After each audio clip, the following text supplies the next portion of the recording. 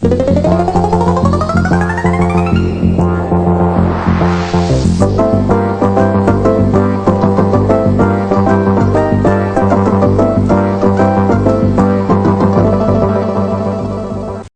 everybody, and welcome back to the Just Can't Talk podcast. I am one of your hosts. I am Kit, and with me I have, as always, my best friend Jess. Hello. Today, we're going to bring to you a very nice episode, a very comforting episode, if you want to describe it as such. We're going to be talking about movies and or TV shows that give us a lot of comfort, and we watch if we're feeling sad or down or we want to go to bed. Yeah, that's a lot in my case. A lot of movies on my list are just like movies I'll just fall asleep to, or my nappy movies. That sounded like really bad because nappy is another word for diaper in Britain. That sounds really bad. My sleepy movies, diaper movies, not diaper movies. That's nasty. No, yeah, we're gonna just pick up and just go. But first I want to ask you, how's your day going? It's not too bad so far. It's gonna get hot. It's gonna get hot here. Yeah. Yeah, it's supposed to be in triple digits this upcoming week. I'm not excited for that. Yeah, same. But I mean, at least I have an air conditioner. Yeah, I do too. So it's kind of the thing that I'm like thankful for. Mm-hmm. I know not everybody does, but I'm thankful that I have at least that, so it won't be so hot. Oh yeah, definitely, it's gonna help. But those nights are probably not gonna suck. Yeah. Because it's the humidity that really kills it. Oh yeah, we get really, really humid heat here. It's not dry heat whatsoever. No, it sucks. But anyway, let's get into this and talk about our movies and TV shows that give us a lot of comfort and a lot of just like nice vibes. Should you go first or should I go first this time? Why don't you start us off? I feel like it's always a good jumping off point when you start us off. All right. Well, I feel like I should get the obvious out of the way first. Talked about it a little bit last episode, but Star Wars, pretty obviously. I just put all of them. Series. The series. How many movies is there? Like 11? Let's see. The trilogy, the first 4, 5, and 6, 1, 2, and 3, and 7, 8, 9, then Solo. Rogue One. I feel like I'm missing one. I don't think I am. That's all I know of. Yeah, I think that's all I know. So that's 11. Yeah. So yeah, there's 11 movies. I like them all. I don't care. They're fun. I grew up with them in my household. Had a small childhood trauma with one of the movies for a short time. Man, you just had childhood trauma with everything. Yeah, I was scared of everything. You'd be like, oh no, spider. Literally. Oh, don't get me started on spiders or the ocean. Oh my God. But I grew up with Star Wars literally all my life. I think I said this in the last episode where grew up with it. It was always on in the house. My dad grew up with it. He loved them. My uncle loved them. My grandma took my dad and her kids to see it like I think like a couple times in theaters because my dad was like, oh, we have to go see that again. So Star Wars has always been a constant in my life. And I really like that. I'm one of those fans that just like I don't care. I love the originals, obviously, and then I love the sequel, or I like the prequels. I love the prequels because they're just so stupid. They're just so ridiculous and weirdly like sad and dark, but also just like fucking hilarious in their own right. And then the sequels, like I will agree that they're not the best. They're probably the worst trilogy out of all of them, but I still like them. With like, obvious like I can still say criticisms about them without saying like, oh, they are not in Star Wars canon anymore. It's like you're not a real fan if you like the sequels. Oh yeah, those people. I hate those people. Yeah, but it's just like, no, it's Star Wars. Shut the fuck up. It's it's not that deep. It's just a movie. Yeah, it's not that deep. It's just a movie. Yeah. let's see, what can I say that comforts me about it? It's literally just like, whoops, it's literally all just like I grew up with them and I would watch them all the time in my house. No, okay, back to the childhood trauma. I it was Return of the Jedi I had trauma with, where it was I was scared of do you know what the Rancor is? I don't know if I know what it looks like. I've He's heard like the name. a big leather lizard that stands up on two legs. And hold on, let me get a picture of him. He was Okay. fucking scary back in the day. It got so bad to the point where my mom went to like an antique roadshow and literally got like, or like an antique like Antique Roadshow. whatever. It was some like antique store, and she bought me a Rancor toy that was like probably like this big. Yeah. And it had a Luke with it, like that big. Uh-huh. And I opened it and I saw its face and I nearly shit my pants. It was. Oh no. I still kept it because I was like, oh yeah, this, It's cool. It's Star Wars. Yeah, it's cool. It's Star Wars. But oh my god, on Christmas and that happened, my mom got so upset because she's like, oh, I traumatized my child, and I'm like, no, hold on, let me get. Oh, that's good. This is what. Yeah, that's the thing from the movie. There it is. That's what it looks like. I mean, okay. I guess I could see why that'd be like sort of scary. Yeah, and it looks like it doesn't have great effects, but yeah, it's stop motion. I mean, I've grown to like it a lot more over the course of the years because it's just from the still image, it looks like it's not great effects, but it probably is better in motion. I would imagine. Yeah, it's gotten better over the years because you know how George Lucas likes touching up his movies and like, let's make this better, and then it makes it look weird. It's weird. It's like, here's a movie from the 70s, and then you have just CG characters, and it's just like, that doesn't look right. Yeah. But no, Star Wars I like. I've always loved Luke. Luke was like a childhood hero of mine. Of course, I still love Mark Hamill. Mark Hamill's a fucking massive legend. But it got to the point where I would go into places like when I went to church. Yes, I'm a traumatized church child. That's why I'm gay. That's like a lot of the gays. Yeah, that's why I'm gay. We're all like church kids and shit. So we'd go to different churches every so often because my dad was like, "Oh, we gotta find the perfect church."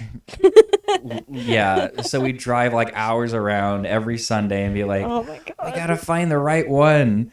So every once in a while, I would be like, "Oh," the Sunday school teacher would be like, "Oh, what's your name?" I'd be like, "My name's Luke."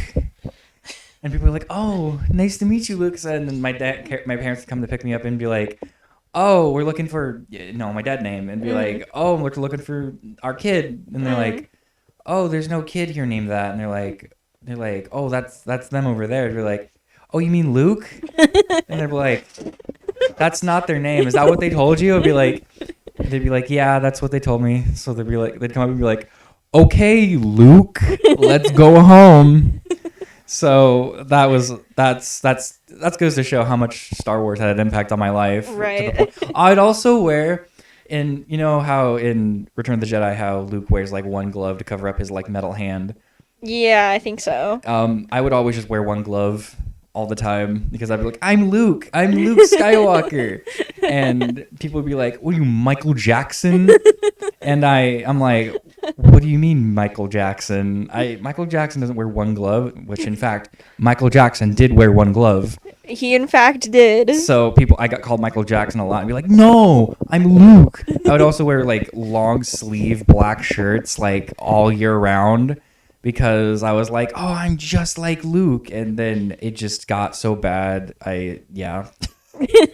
So, yeah, I was just a little obsessed with Star Wars. And it's just always been just a bit. And they've always just been a comfort for me. I won't talk about it too much because it's pretty self-explanatory. I grew up with it. You had you had bonding experiences with like your dad and your uncle and stuff like that over it. So yeah.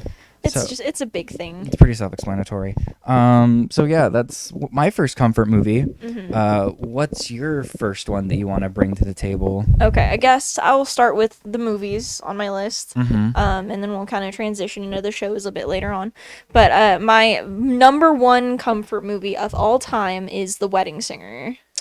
Huh. I mean, Adam Sandler movie. Yeah, that makes sense. That makes sense. I'm not the biggest Adam Sandler fan on the planet. I have two Adam Sandler movies on this list. And these are like his best movies. Oh, I know what you're talking about. Go ahead, go for it though. But The Wedding Singer, I don't know, it just every single time I watch it, it always puts me in a good mood. Mm-hmm. Every time I'm like, man, I feel like crap. I'm just like, I just want to watch The Wedding Singer. I watched it a lot when I was a kid. Mm-hmm. That would be one of those movies that I would put on to go to sleep to. Oh yeah, I've definitely got a couple of those on my list. It just like, I always just associated like good feelings with that movie. Every time I watch it, I'm like, yeah, I'm in a better mood now. So when I feel like crap and I'm like, I just don't want to get out of bed or do anything, I'm like, I'm gonna watch The Wedding Singer. No, yeah, it always puts me in a better mood. It's a great movie. It's arguably Adam Sandler's like. It has like the most heart out of pretty much any of his movies. It's his best comedy. It's his best rom-com. Well, yeah, no, not counting like Uncut Gems or anything. No, because Uncut Gems is clearly his best movie. Obviously. But like as a rom-com, it is his best rom-com. Out of like the ones that he's made. Yeah, it's pretty. Yeah, it's the most like it has the most heart. It has like the best story. It's generally just all around good. Yeah, they used to play it all the time on like ABC Family. Yeah, and then they would like censor it really badly. No, they censored when he sings like the like really angry song. Where he's like, I hope you fucking choke. They censor it with a like a mic feedback, and I'm like, oh, that's pretty good. Yeah. No, the worst censor I've ever heard from anything is literally I think it was called The Great Outdoors. Yeah, with yeah. Dan Aykroyd and I don't remember. Is it like? Is it John Belushi? Isn't it John Candy?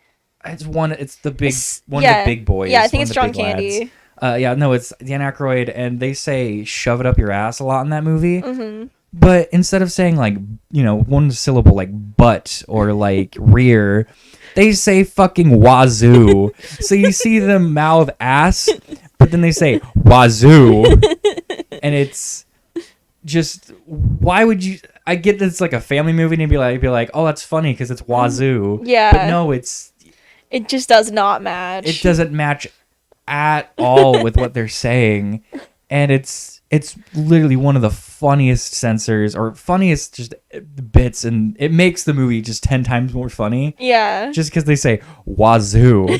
I wish there was like a copy of the movie where it's just the censored. It's so funny. I would buy that in a heartbeat. It's so funny. Anyway, back to Wedding Singer.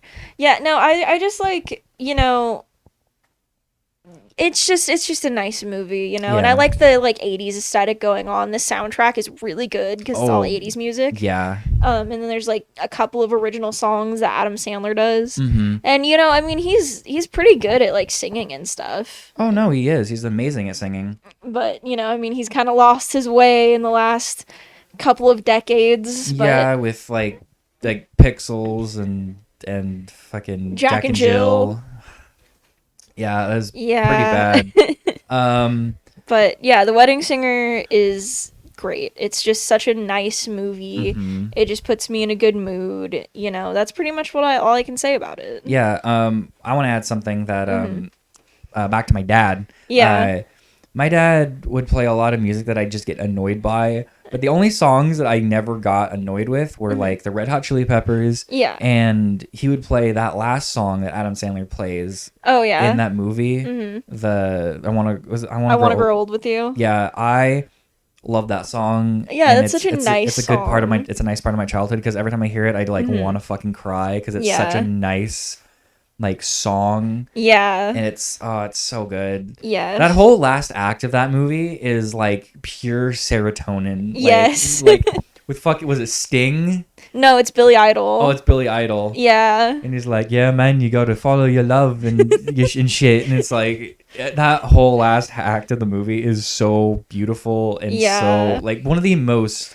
it's like one of the best like rom-com moments Oh, like 100%. ever. 100%. It is literally like the best. Like there's so there's so much A lot. love and Yeah. like Oh, yeah. You can just like feel it. It feels all very like, it feels very organic. Like it doesn't Yeah. feel like forced or anything. And that's Yeah. something that, especially with like Adam Sandler, like a lot of his love interests in other movies, it's like it just is like, you're like, what the fuck is she doing with Adam Sandler? literally. But in that movie, it's like believable. Mhm. Like, you know, I mean, he's not terrible looking in that movie. Oh no, he's actually pretty decent looking in that movie. Yeah. But like And fucking you know, I love Drew Barrymore. oh yeah. She's adorable in that movie. But then you got for fucking sure. like grown-ups where he's got like a supermodel wife and he's Yeah, just it's like like- "How about who?" And it's just like what the fuck where Or just go with it when he's like going after, or he has like Jennifer Aniston. I've never seen that movie and I refuse to see that movie because it's so I've heard it's just so like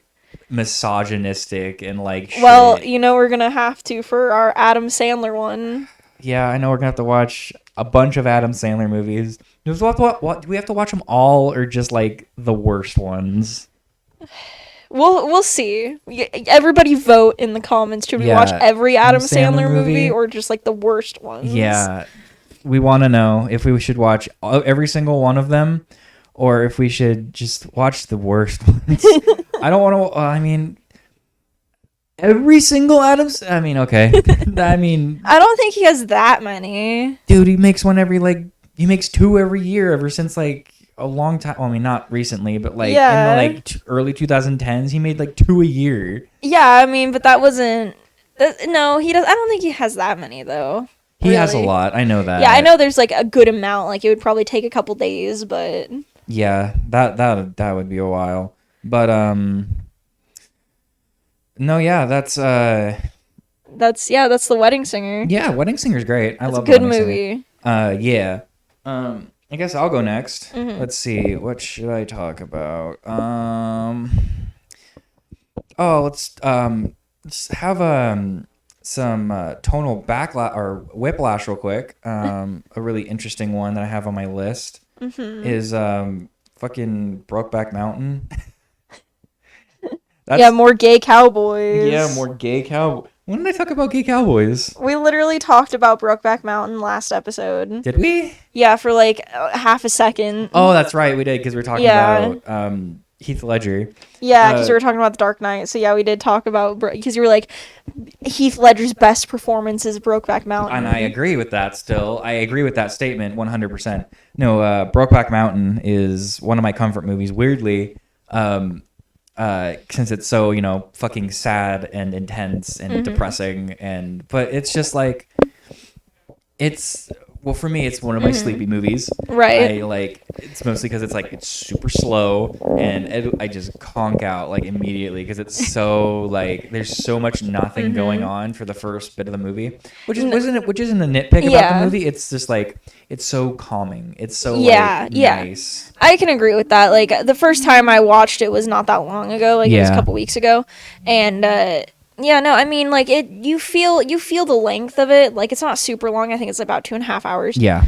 You do feel the length of it. Like you can feel that it's 2.5 hours. But I'm like, it all kind of works in Yeah, that way. yeah. Like all the build up and stuff like that. It's kind of necessary. And also, I remember we had a really bad storm this winter, and we were kind of snowed in for like a few days, and you were staying over, and you like watched Brokeback Mountain on repeat every night. Yeah, because we lost internet, right? Yeah, we lost internet, and I had the DVD because you gave it to me. And I watched Brokeback Mountain I watched it for 5 days.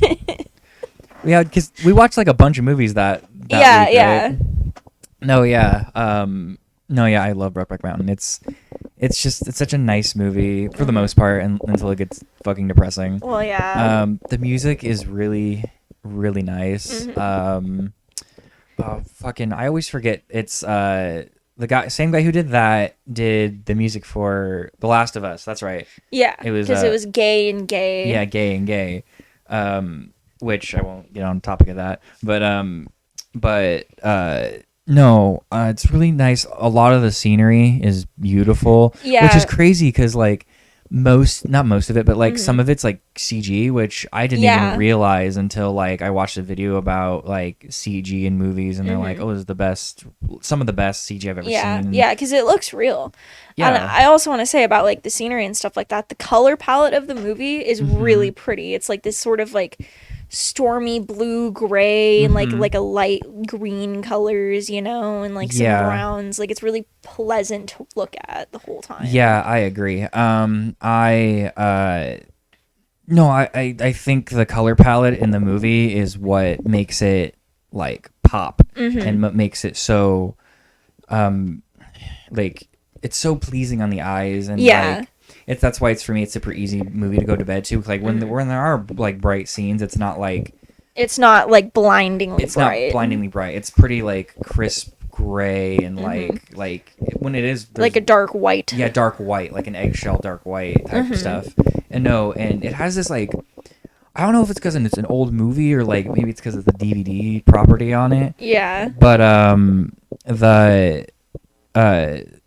I like how there's like a grainy quality to it. It makes it look a lot older than it actually is, which makes it's cool because like the movie starts in like what, the 60s or the 70s, something like that. It starts in the 60s, and I just think that's such an interesting touch to the movie. It's just like, and that's another thing I like about the movie. It's like the huge like it takes place over the course of like what, 30 years. Yeah, something like 30 that. to 20 years. Yeah. And I think that is just so cool that I can't think of any other movies that really do that unless it's like, oh, here's this flashback in the beginning and it's just like 30 years later or some shit. But no, it's like over the course of the whole movie, it's like, oh, this is... I know there are other movies that have done that, and there are other movies that do that. I just can't think of them off the top of my head. I can't really either. But like, you know what I mean? Drawing a blank, but yeah, I know what you're saying. It does it very like... smoothly. Yeah, the transition of it is very smooth. Like you know, they don't like be like, oh, here's 5 years later. Like you get it through dialogue. It's like what time it is and how much longer it's been and everything. Yeah, and it's just kinda... very like it flows like time actually does. Yeah, and I think it's cool because it's like it goes to show like it's like because it's like, oh, this is like here's like a week later. Here's like a couple months later, here's a year later, here's 2 years later, here's 5 years later, here's like 10 years later. And it's like, that's super interesting. And it goes like along with the like kind of like the, not plot, but like kind of like the, how it goes in the story where it's like Jack Twist is like, it's like we only get together a couple times a year and have a high altitude fuck, and it's just like, oh shit, you're right, it only has been like maybe like once every like couple years, and you don't really realize that, and it's you kind of see it through the eyes of Enos of just like, oh shit, yeah, time does really just like zoom by and you don't even notice. When I think they do that really, really well. No, they do, and I think that's one of the strongest points of the movie is that like it's the passage of time is so well done, and it's so like other movies do it, but I don't think any other movie does it as well as Brokeback Mountain with its time gaps, because there's not just like this is 1 year, like how it'll say. There's maybe I think like one time it does it, and it's like right after they get back, and it's just like, oh, this is a year later, and then everything else it's like you kind of have to guess. Which I think is really, really cool, and not a lot of movies very much do that. It's just like here's a title card, right? And so like, no, it's me gushing over how much I love Brokeback Mountain. Gay cowboys. Yeah, gay cowboys. So yeah, that's one of my movies. It's a sleepy movie for me. Do you have one, or do you have a show or a movie that you want to talk about next? Yeah, I'm going all the movies first, and then I'll go into shows after I finish off talking about the movies that I have. Okay. Just to make it a little simpler. How many shows do you got? I'm curious. I have like one of them is like a genre of shows that I'll kind of like talk about specific ones within. Then I have like two others, I believe. Okay. So it is mostly movies, but yeah, me too. Because this originally was supposed to be only comfort movies, but then I was thinking, and I'm like, there's just a few shows that have just gotten me through so much that I have to talk about it. So that's kind of why I was like, yeah, we should incorporate shows into this too. I am actually gonna change one of my answers now because Okay. when you said Yeah. what got me through a lot, Yeah. so I'm gonna change one of my answers right now. Okay. So yeah, you can keep going. I'm just Okay. gonna. Well, yeah, so I think since the last movie I talked about was Adam Sandler, I should probably talk about the other Adam Sandler movie that I have just to kind of Yeah. get Adam Sandler out of the way. But Big Daddy. Oh, okay. I thought it was anger management. No, Anger Management's great, but I wouldn't call it a comfort movie. That's a movie that I'm just like, I just want to watch something fucking funny and stupid. You know who fucking makes that movie from not being a just total ass disaster? Jack Nicholson. Jack Nicholson He literally eats that role, dude. he makes that kills role it. his. It is. Anger Management is so stupid, but it is hilarious because of Jack Nicholson. And we'll eventually get to that point, but we were planning on making like a movies that actors saved, and Anger Management's going to be on that list. Oh, 100%. Jack Nicholson literally saved that entire movie. Yes. But anyway, Big Daddy. It's another one of Adam Sandler's movies that I feel like has heart behind it. Oh yeah. And I think that's when he's kind of at his best, is when he has something that, you know, there's a reason for it. It's not just like Grown Ups where he's like, oh, I just want to take a vacation with my friends. Here's a movie. Well, okay. Here's what I'll say. Well, for one, I haven't seen Big Daddy, and I know Okay. I need to see it because my dad really likes that movie. Right. Shocker. But my dad likes like Shawshank Redemption and Big Daddy, and like that's it. What a varied taste. Yeah. Oh, and Game of Thrones and Lord of the Rings. and Lord of the Rings and Star Wars, obviously. Star Wars. But I want to say, with Grown Ups, the first one, it doesn't have as much heart as, you know, like Big Daddy, Right. or Wedding Singer. God Yeah. knows not Wedding Singer. But it like had enough heart to really kind of. That's why when we first met, I was like, Yeah. you know what, I like Grown Ups because it's just like it has a little bit of heart. It's Right. really stupid, Yeah. but it has a little bit of heart. The fucking sequel, on the other hand, is just poopy. It's terrible. Well, I, on the other hand, really don't like Grown Ups. No, I know. And I've grown to really see its flaws. Yeah, It I has- don't. I mean, so I watched Grown Ups. Like the only time I've watched it, I was in school. My like algebra recovery teacher just like played it in class one day, That's just weird. because I It's don't. really weird. I don't really know why, but he was just like, "Here, let's watch Grown Ups," and I was like, "That wow, that was really, really not funny." Yeah. At all. I get that. But anyways, Big But yeah, Daddy. Big Daddy. Sorry, go on. Big Daddy. I watched that one when I was a kid too, Mhm. and I think that's a big reason why it was such a thing for me, is because, you know, I watched it when I was a kid, and it was another one of those ones, not as often as The Wedding Singer, but I would watch it sometimes to go to sleep too, and no, it just, you know, it's one of his movies that doesn't feel soulless. Like, it feels like it has heart to it. There's like dramatic points in it that are really well done, you know, and it doesn't focus on like, you know, either like a romance or whatever else. It focuses on like, you know, this like father-son style relationship, and, you know, about like themes about family and relationships with your parents and stuff like that. And I think that that's really, really cool, because I feel like you don't see that as much. I mean, yeah, there's movies about like how really your relationship with your parents and stuff like that, of course, but I just think that it was really well done here, and yeah, I agree. It's just another one of those movies that just puts me in a nice mood when I watch it. No, I wholeheartedly agree with that. That all I got to say about Big Daddy? Yeah, that is what I have to say. All right. Well, sticking on the topic of parents, Okay. I'm gonna bring up one of my comfort movies. Another one of my sleepy movies is Mrs. Doubtfire. I knew you were gonna say Mrs. Doubtfire. Yeah. There's like a meme in our group. It's like anytime like we talk about Mrs. Doubtfire, it's like I'm gonna fucking pass out, because like it's like because that is the movie that I went to sleep to for the longest time.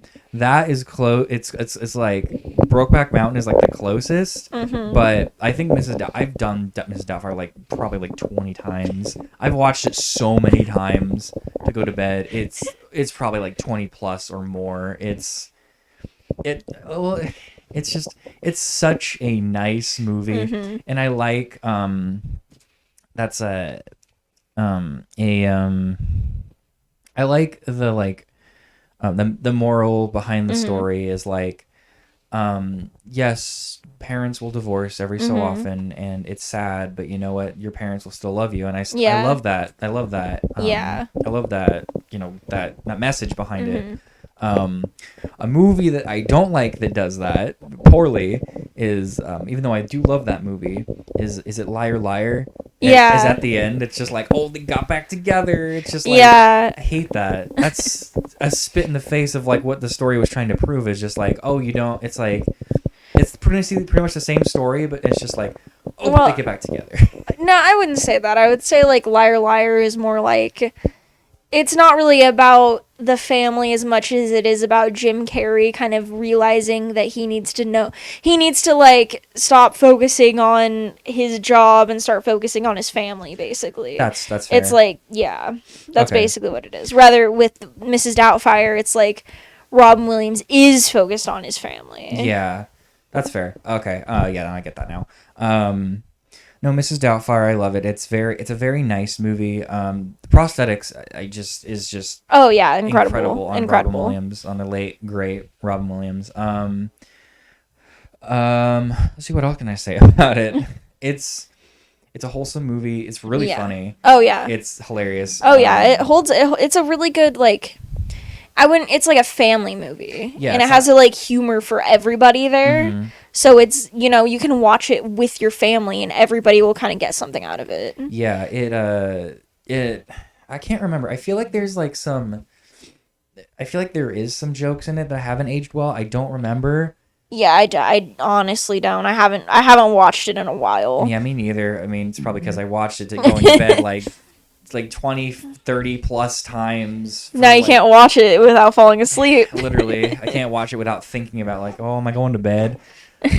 So no, it's a good, really good, nice, comforting movie. And I do like the ending a lot. I know a lot of people are like, oh, that's sad. Why didn't they? It's just like, well, it's sad for a family movie, and it's just like, but it's real. That happens sometimes. And I think that ending monologue with Robin Williams as Mrs. Doubtfire, I can't remember it like perfectly, but it's such a good ending monologue to the movie where it's just it kind of like summed up the theme of the story, where it's like, your parents are gonna get divorced, but it's not your fault, and they both still love you. Yeah, and I love that as a parent, as a child of divorce. Yeah, as a child of divorce, it really is. It's a good feeling to kind of know that.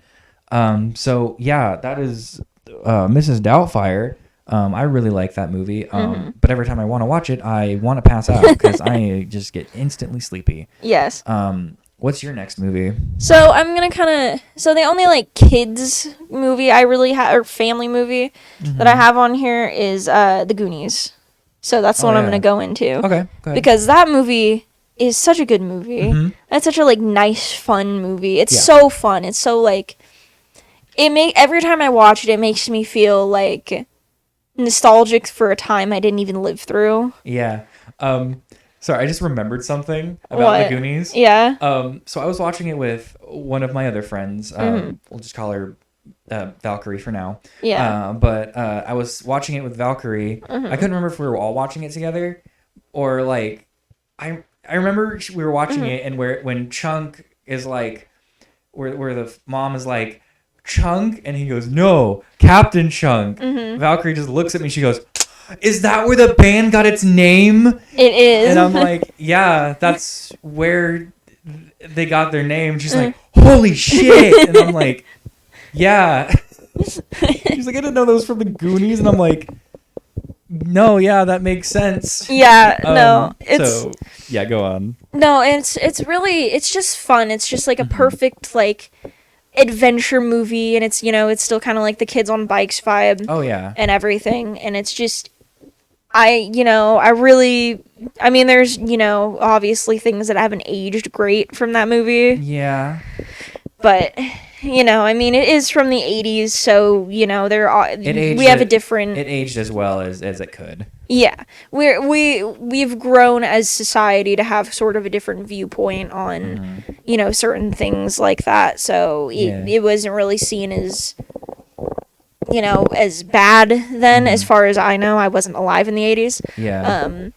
Whereas now it's like, well, that could have been a little bit more portrayed a little bit more nuanced, or whatever else. It's got an all-star cast, and everyone like literally everyone. Sean Astin, Corey Feldman, Josh Brolin. It's got a pretty much all-star cast. It's got the kid, I don't know his name, but like the kid that was like in like Indiana Jones, like the Asian kid. I don't remember him, but I a lot of people like didn't like him for the time. It was probably like deep-seated racism, but like I thought I love that kid. I love him in everything he's in. People are like, oh, he's so annoying. It's like, no, he's cool. I love him. He's always like the smart character. He's never like a dumb character. Yeah. He's always like really like, even in Indiana Jones, he's like really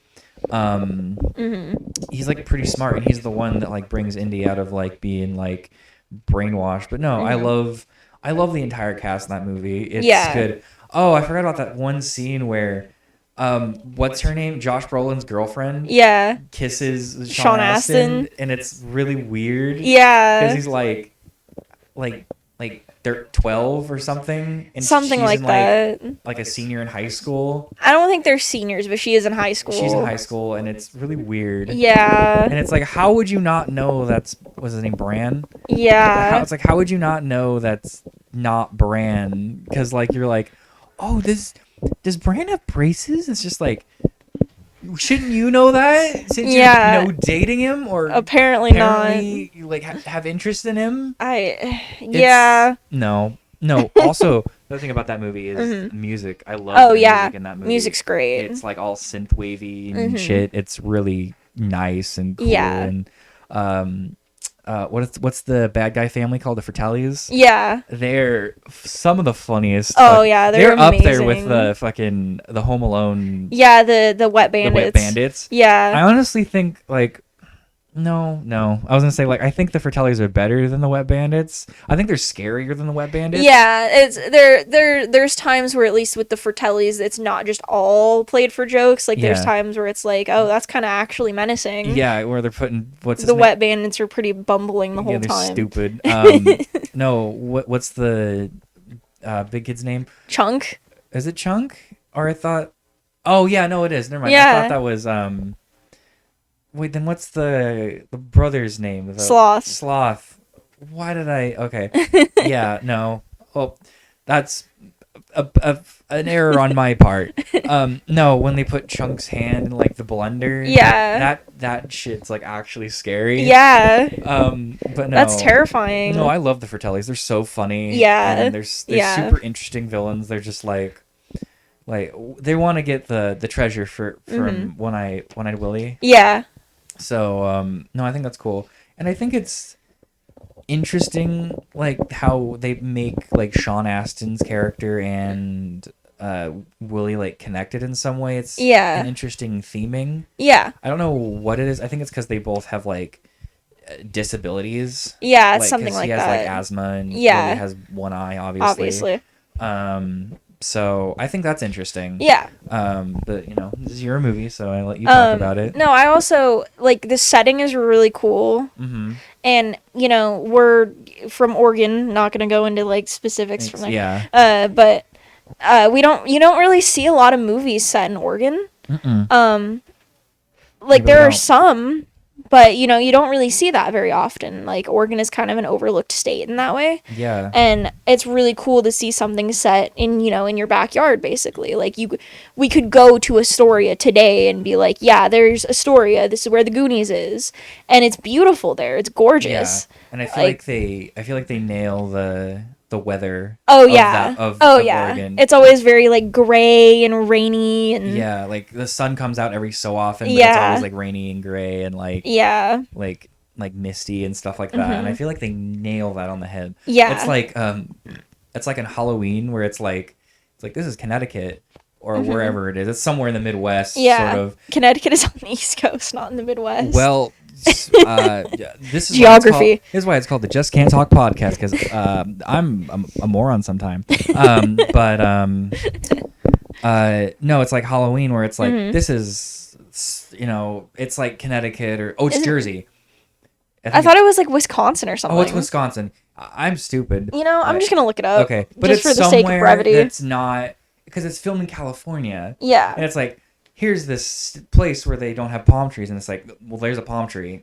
It's like, yeah, exactly. Like, that's not, like, they hide them like pretty well. That's what they're trying to do, and then it's just like, well, no, because that's clearly not where that is. So, but yeah, you looking it up? Yes. Making sure I'm not stupid. No, not Hubie Halloween. What? Hubie Halloween? That's the Adam Sandler movie. Yeah.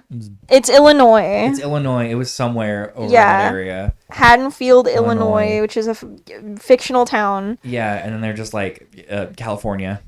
Yeah. And it's like, that's really not even close. But anyway, back to the Goonies, because got talking about filming in wrong locations, and I feel like that's really important for this movie, because it's like, it's set in Oregon. Yeah. And it's filmed in Oregon. It's filmed in Astoria. Yeah. And it's set there and everything, and it's it's beautiful. Yeah. And it's just really nice to look at, and the whole I don't know what I could really say about the Goonies that I feel like anybody else hasn't said. It's kind of one of those movies that everybody's seen. It's one of those movies that everybody's watched as a kid. It's got a lot of who's the girl that does this, like, this, not the songs for the movies, but has a lot of her songs in the movies.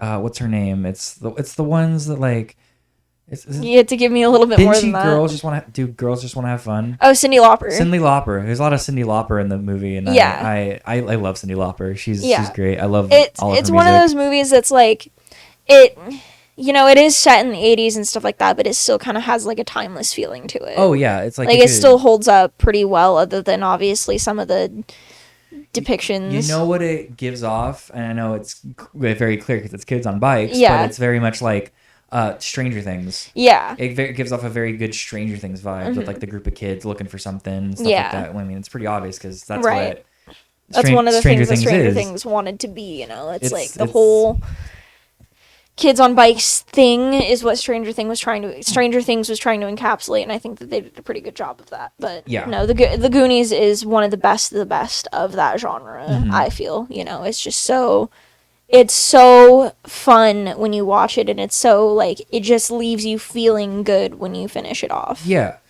No, yeah. Did you know about the deleted... I think you know about the deleted scene from it, right? Which one? I don't know if there's a couple. I just knew about that one where... I'm not sure. Remember when... what's his name? Like, Gadget or Gizmo or something? The Asian kid. Data, that's right. I apologize. Data. Gizmo is fucking Gremlins. Okay, I apologize. That is my bad. It was something because I was like Gizmo or Gadget because he has like a bunch of gadgets. Right. So that's why I thought that. No, Data's like, oh, there was a like. They're like, oh, what'd you see down there? He's like, oh, the octopus was a change. Oh yeah. There was like, there's no fucking octopus, and it's like. I think they added that in. Mm-hmm. Like, I felt like when I first watched it, I was like, I feel like they added it in because like they were like, oh, make the story more interesting from like for the news reporter side, right? Because it's funny because Data's just like, oh yeah, I gotta make sure this sounds cool.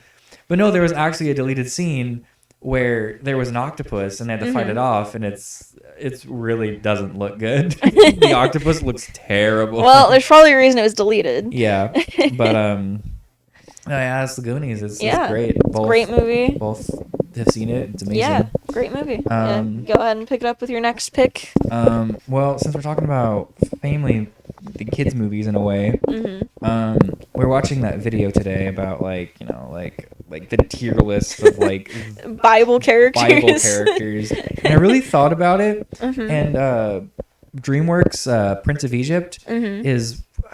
I forget about that movie, and then I watch it, and I'm like, this movie is so beautiful. Like, this movie is gorgeous, and it, like, I remember watching it as a kid and be like, oh my God, this movie is just a really good movie. And it's a musical too. Did you watch it in church? I think so. I don't remember. No, we watched The Passion of the Christ, which I feel like we shouldn't watch that in church because that movie is... You shouldn't watch it anyway. Yeah, I shouldn't watch it at all. I feel like they should replace that with the churches that do, without getting too political. Right. I feel like the churches that do show Passion of the Christ in on Easter, I feel like they shouldn't do that, even though it's just not... watch the 10 Commandments. Yeah, just watch the 10 Commandments, even though it's like 4 hours long. That's better than Passion of the Christ. Yeah, or Prince of Egypt, like I was going to bring up. Yeah, Prince of Egypt, because it is good as a because I'm not Christian. Right. I would say I'm agnostic, Mm-hmm. but I would say that movie works well as a Christian movie and just as a movie, right? Because it is just what they do with it is just so like everything. It's beautiful. It has an all-star cast. It's got Jeff Goldblum. I don't remember who else is in it. I don't want to look it up because it can take up time. But no, it's got an all-star cast and music's really good. The animation, I keep saying, is amazing, but there are so many just like incredibly impressive things they did in that movie. That movie has a really good sense of scale. Like from like the pyramids of Egypt to where Moses parts the sea. It is just like a sight to behold just watching it. I would have loved to see it in theaters with like good sound, because I can't imagine how spectacular to see that in theaters would have been back in the day. I don't really have much to say about the Prince of Egypt because I haven't seen it in a really, really, really long time. I have not seen it. I would have assumed you haven't seen it. We definitely should watch it sometime. But it's one of those movies where you kind of had to grow up with it. Right. You're probably not going to get it as much aside from like, yeah, it's really pretty and like the music is really, really good. Right. But yeah, I definitely give it a watch because it is a really fucking visually pleasing movie. I wouldn't say it's up there with like Spider-Verse, because Spider-Verse has fucking like 10 that's layers like to an it. S tier movie. I would say it's pretty high, like a pretty like an A pretty much in visuals. Right. It's like pushing 2D animation to its absolute limits pretty much. It's just crazy. Okay. But no, yeah, that is what I love Prince of Egypt. It's really good. That's all I got to say about it because I haven't seen it in years. All right. Well, let me get my list here. Let's see what I can segue with. Okay. Well, I have no more kids movies, like I said. Okay. But I'll choose a movie I watched as a kid. Okay. A lot, and that is the Rocky Horror Picture Show. Oh, that's a good movie. Yeah, I watched that when I was like 5. Yeah. I watched it a lot when I was that young, and I didn't like get it, obviously, because there was, there's a lot of like sexual themes in that movie. Yeah. But I just remember it was like, it was music and it was fun and it was colorful, so I really liked it. And it's another one of those movies that's just been kind of a constant in my life because I'll watch it every so often. I'm just like, yeah, it's a great movie. Yeah, I think it's in like your top 5, right? Of favorite movies, or has that changed over the course? Yeah, like I said in the favorite movies one, our first episode, I don't really know what I would consider to be my favorite movies. I kind of just chose movies that like stuck with me. And this one, you could kind of consider an honorable mention, I suppose. Yeah. But no, yeah, it's a great movie. Tim Curry's fucking amazing. Yeah, that movie. In that movie, like he's pretty unrecognizable too. Like you're not gonna look at that and be like, that's Tim Curry. Yeah, it's more of like the voice you'll recognize. Yeah. But no, yeah, Tim Curry does a really great job in that movie. Yeah. Music's really good. Of course, it's a musical. The costumes are really good. Oh yeah, the costumes. Yeah. Costumes are really, really cool and like out there.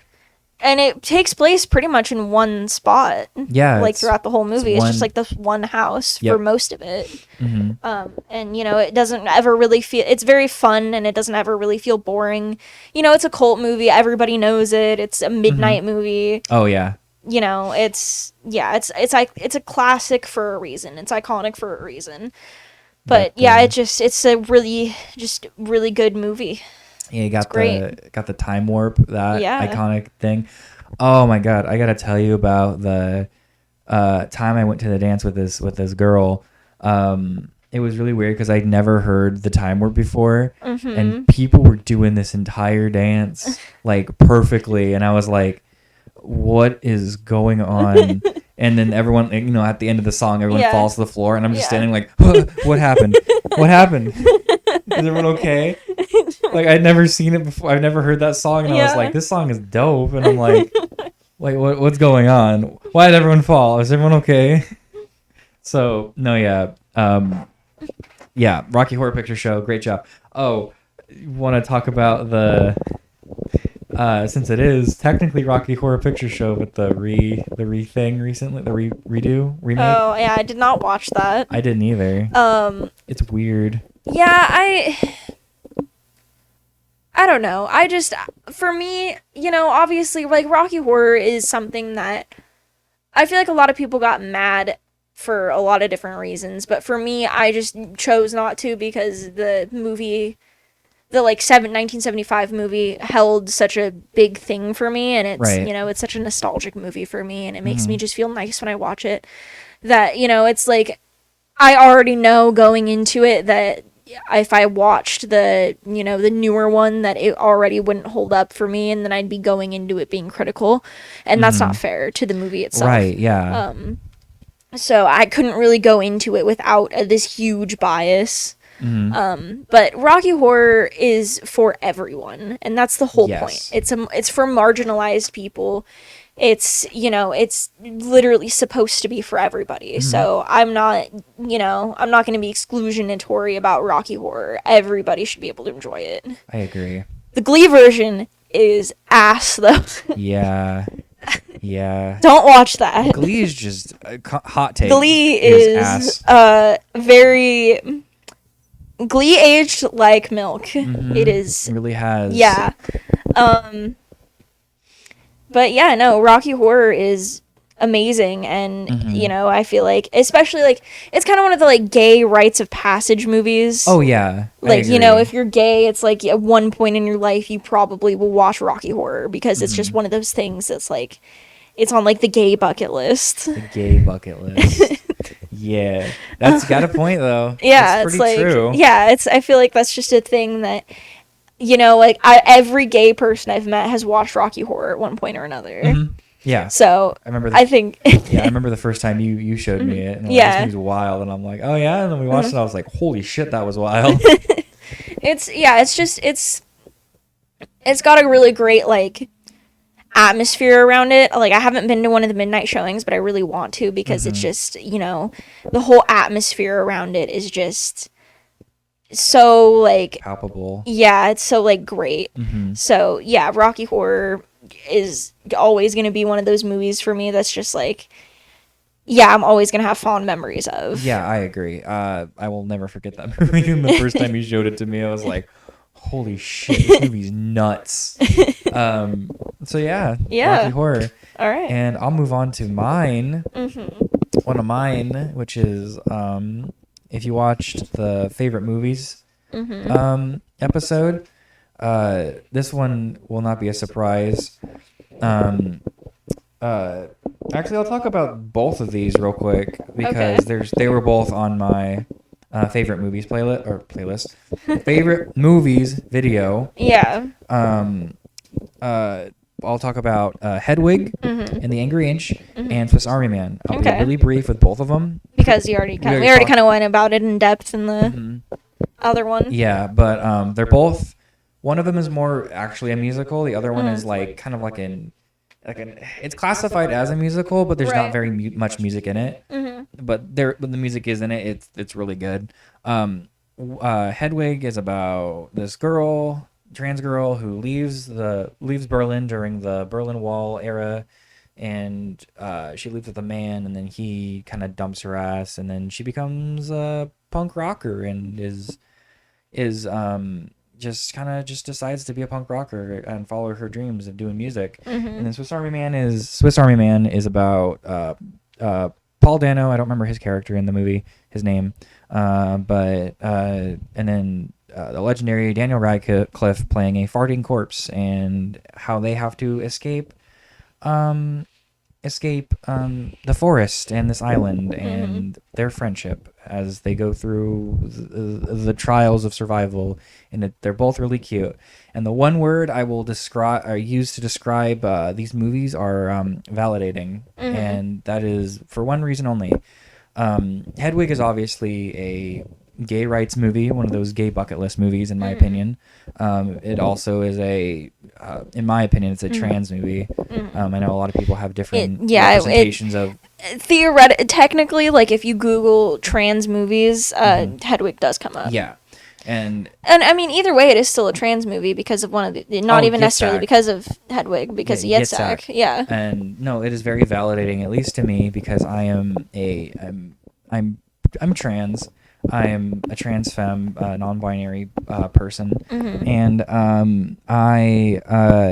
it's very validating to see like across the spectrum of people that there are in the world of like gender and like sexuality and stuff like that, and it's different for everyone, and I like that. Swiss Army Man's a little harder kind of to pin that down. Hedwig is very obviously like this is a queer trans representation. Yeah, it is considered an LGBTQ movie. Yes, and but Swiss Army Man's a little bit harder to pin down since it's mainly my own kind of interpretation. My own interpretation is that the main character, Paul Dano's character, is trans, and it's pretty. It's I see it as because like Paul Dano's character and I'll say they because it is. It's not confirmed because it's, everyone's interpretation. Yeah. But it's kind of hinted at that they like this girl that they met before they got lost in the woods. But it's not love, it's gender envy is the best way to describe it, because at the end of the movie they say like this girl's like, "Oh, why do you have so many pictures in my phone? It's so many pictures of me in your phone. That's so weird." And then they say like, "Oh, you just look so happy." And it's throughout the whole movie, Paul Dano's character dresses up as a girl to show Daniel Radcliffe's character Manny like what the world was before he died, and it's like, oh, Paul Dano dresses up as like a woman more times than not in this whole movie, and it shows them being so happy over the course of the entire film, and being happier when they're dressed up as a woman. And it's just so validating to see like in very blatant like representation of like being trans, and the more obscure version of being trans. It's like yeah, I love that about that movie, about both these movies, is that they're very validating to me.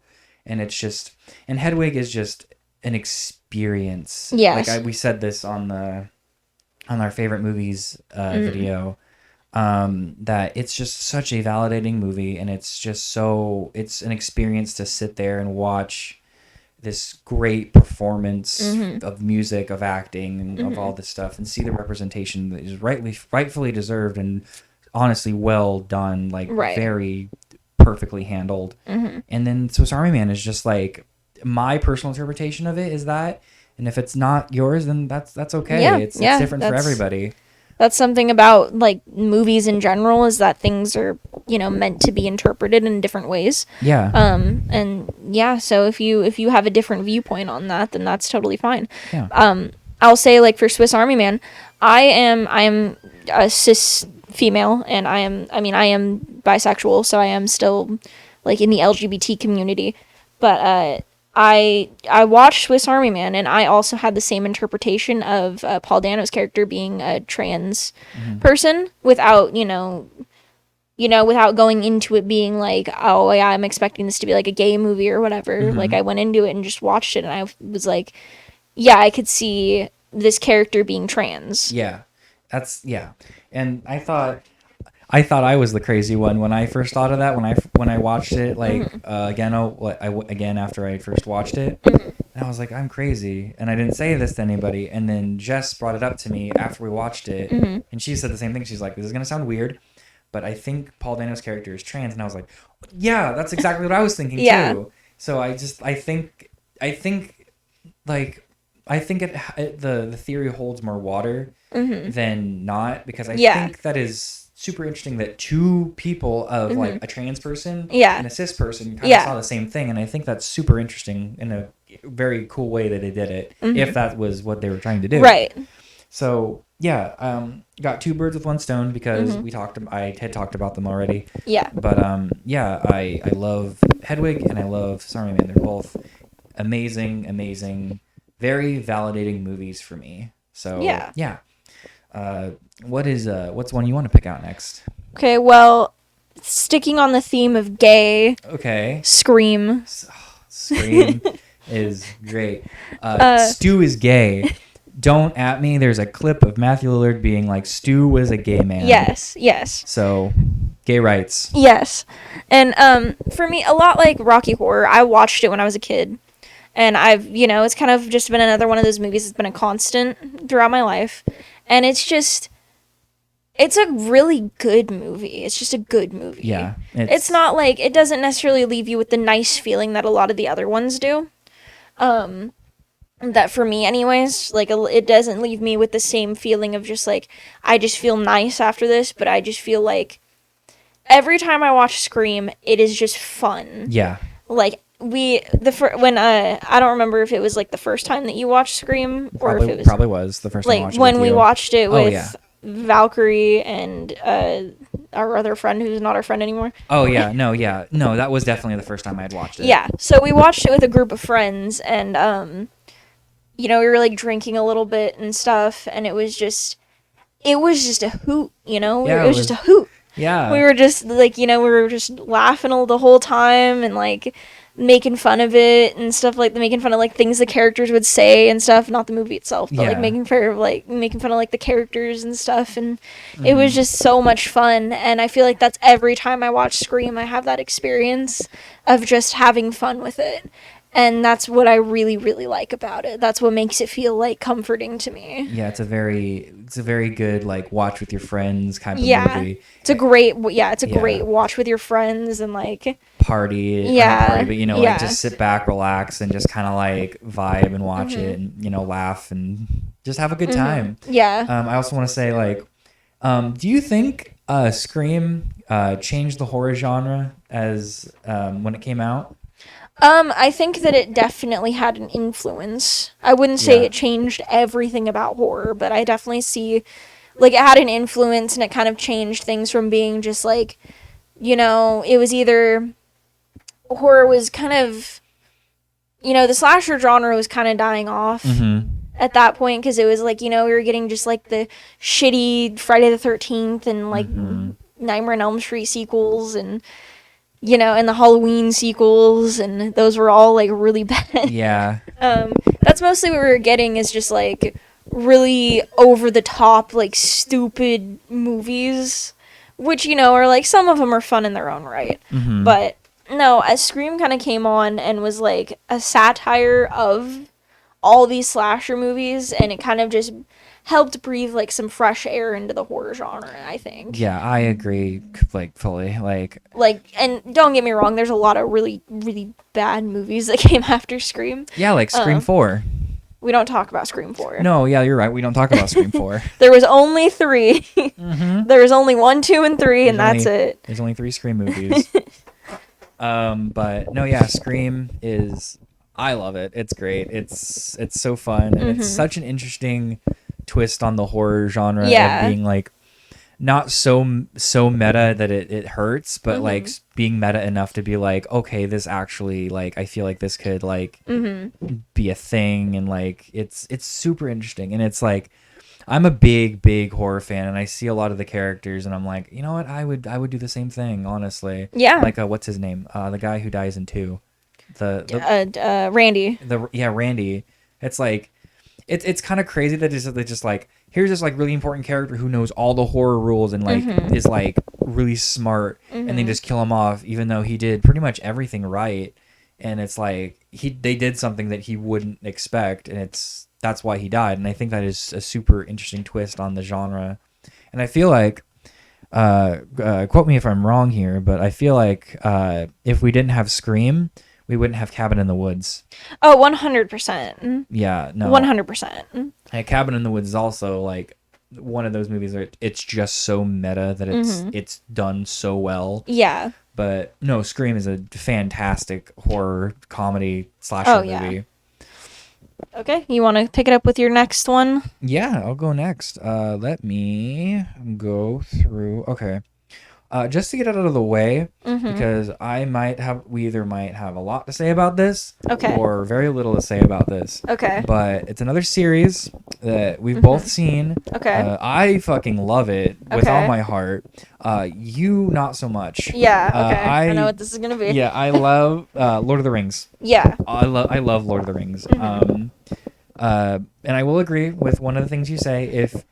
If you watch, you can't just watch one of them. Yeah. You have to watch them all. Because if you just watch one of them, it's just like, well, now I just don't have the whole story, so I guess I gotta watch the whole thing. Exactly. Like, you can't just watch, like, Return of the King or like The Two Towers. Yeah, or even, like, Fellowship, because it just doesn't end. So, that is the thing, is that you have to sit there and you have to dedicate, like, a day to watch, like, 9 hours of just Lord of the Rings. Oh, well, if it's the extended edition, it's like 12 hours. Well, yeah. I'm talking bare bones. Yeah, here. I know. That's still like nearly 9 hours of just Lord of the Rings that you have to dedicate to. Oh, yeah.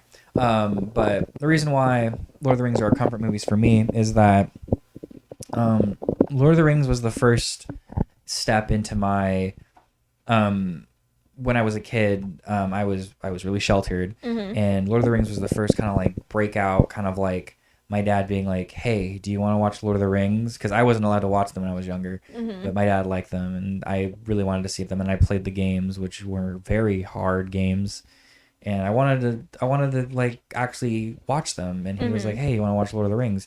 So we spent like 3 days. We watch a movie every day, and it was the extended version, so that's why I think the extended versions are superior in my opinion. Right.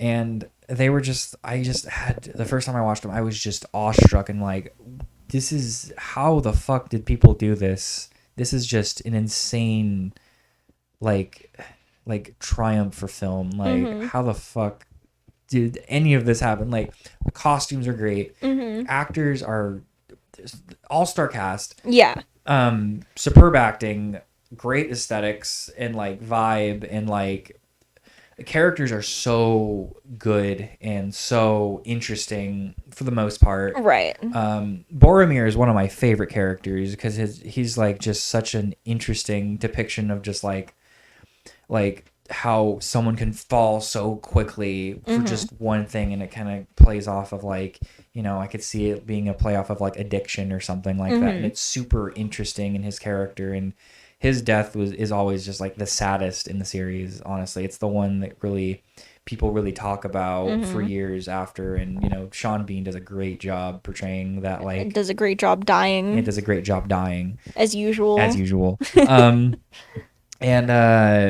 Viggo Mortensen, great. The legendary Elijah Wood, and Sean Astin again are great. Orlando Bloom's okay, but everybody else, looks like a little too smooth. Yeah, he looks really smooth, and it's really weird. No, I always forget that's Orlando Bloom because I remember him specifically for Pirates. Right. And he just looks so rugged in that movie. And then in Lord of the Rings, he's just this smooth. Yeah, smooth he's elf really lad. like smooth in that movie. No, yeah.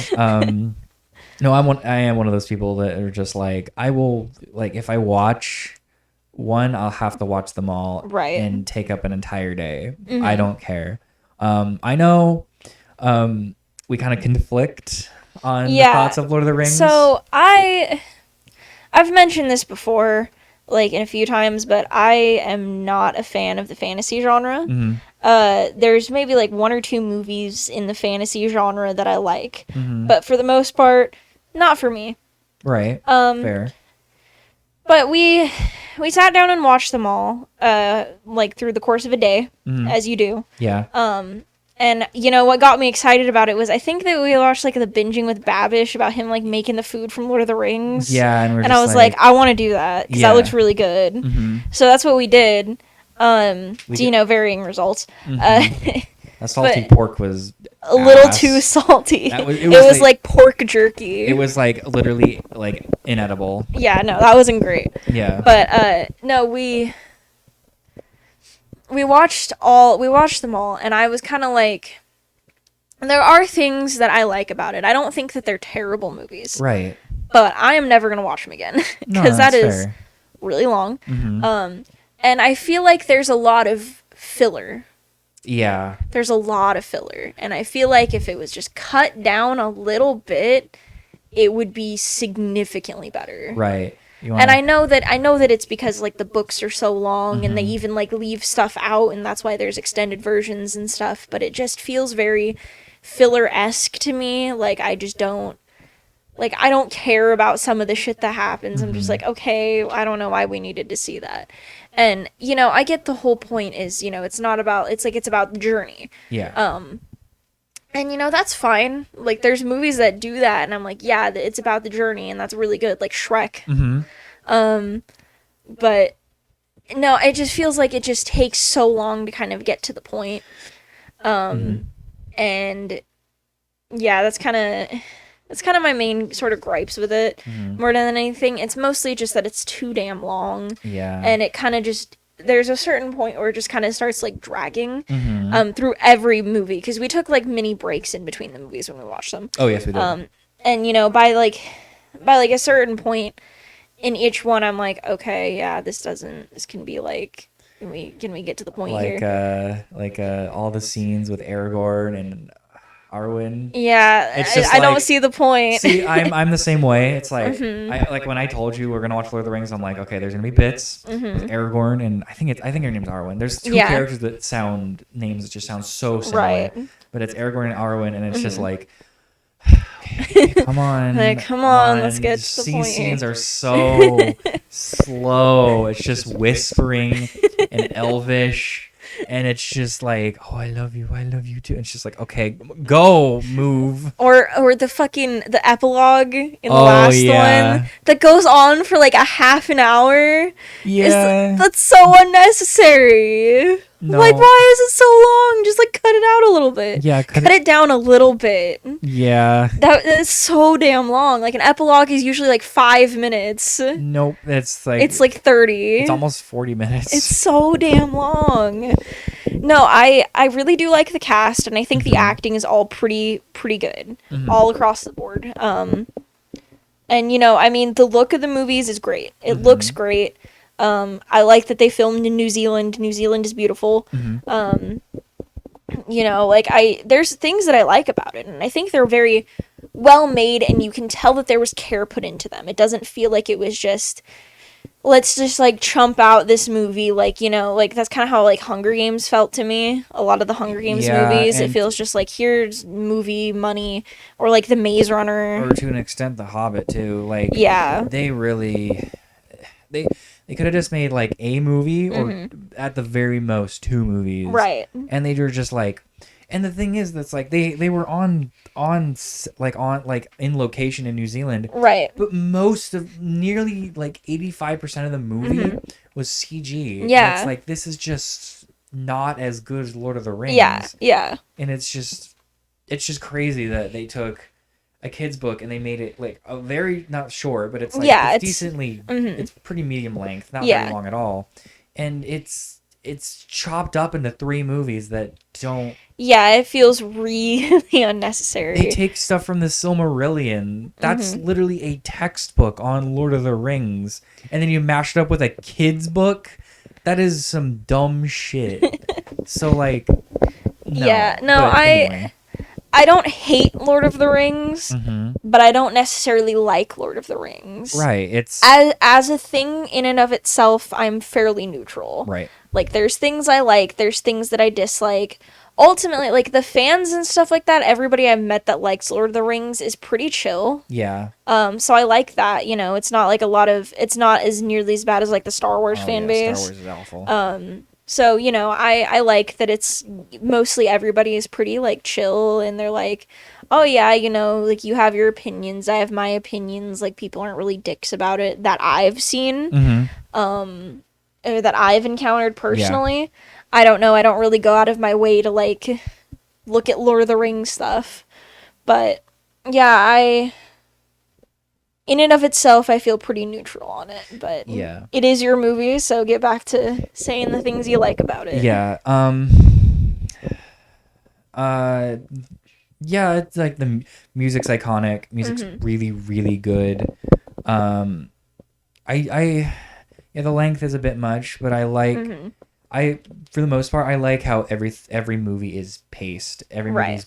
in my opinion, is very paced very well, aside from like The epilogue. the epilogue and the scenes with Aragorn and Arwen are just so slow and so monotonous and so boring.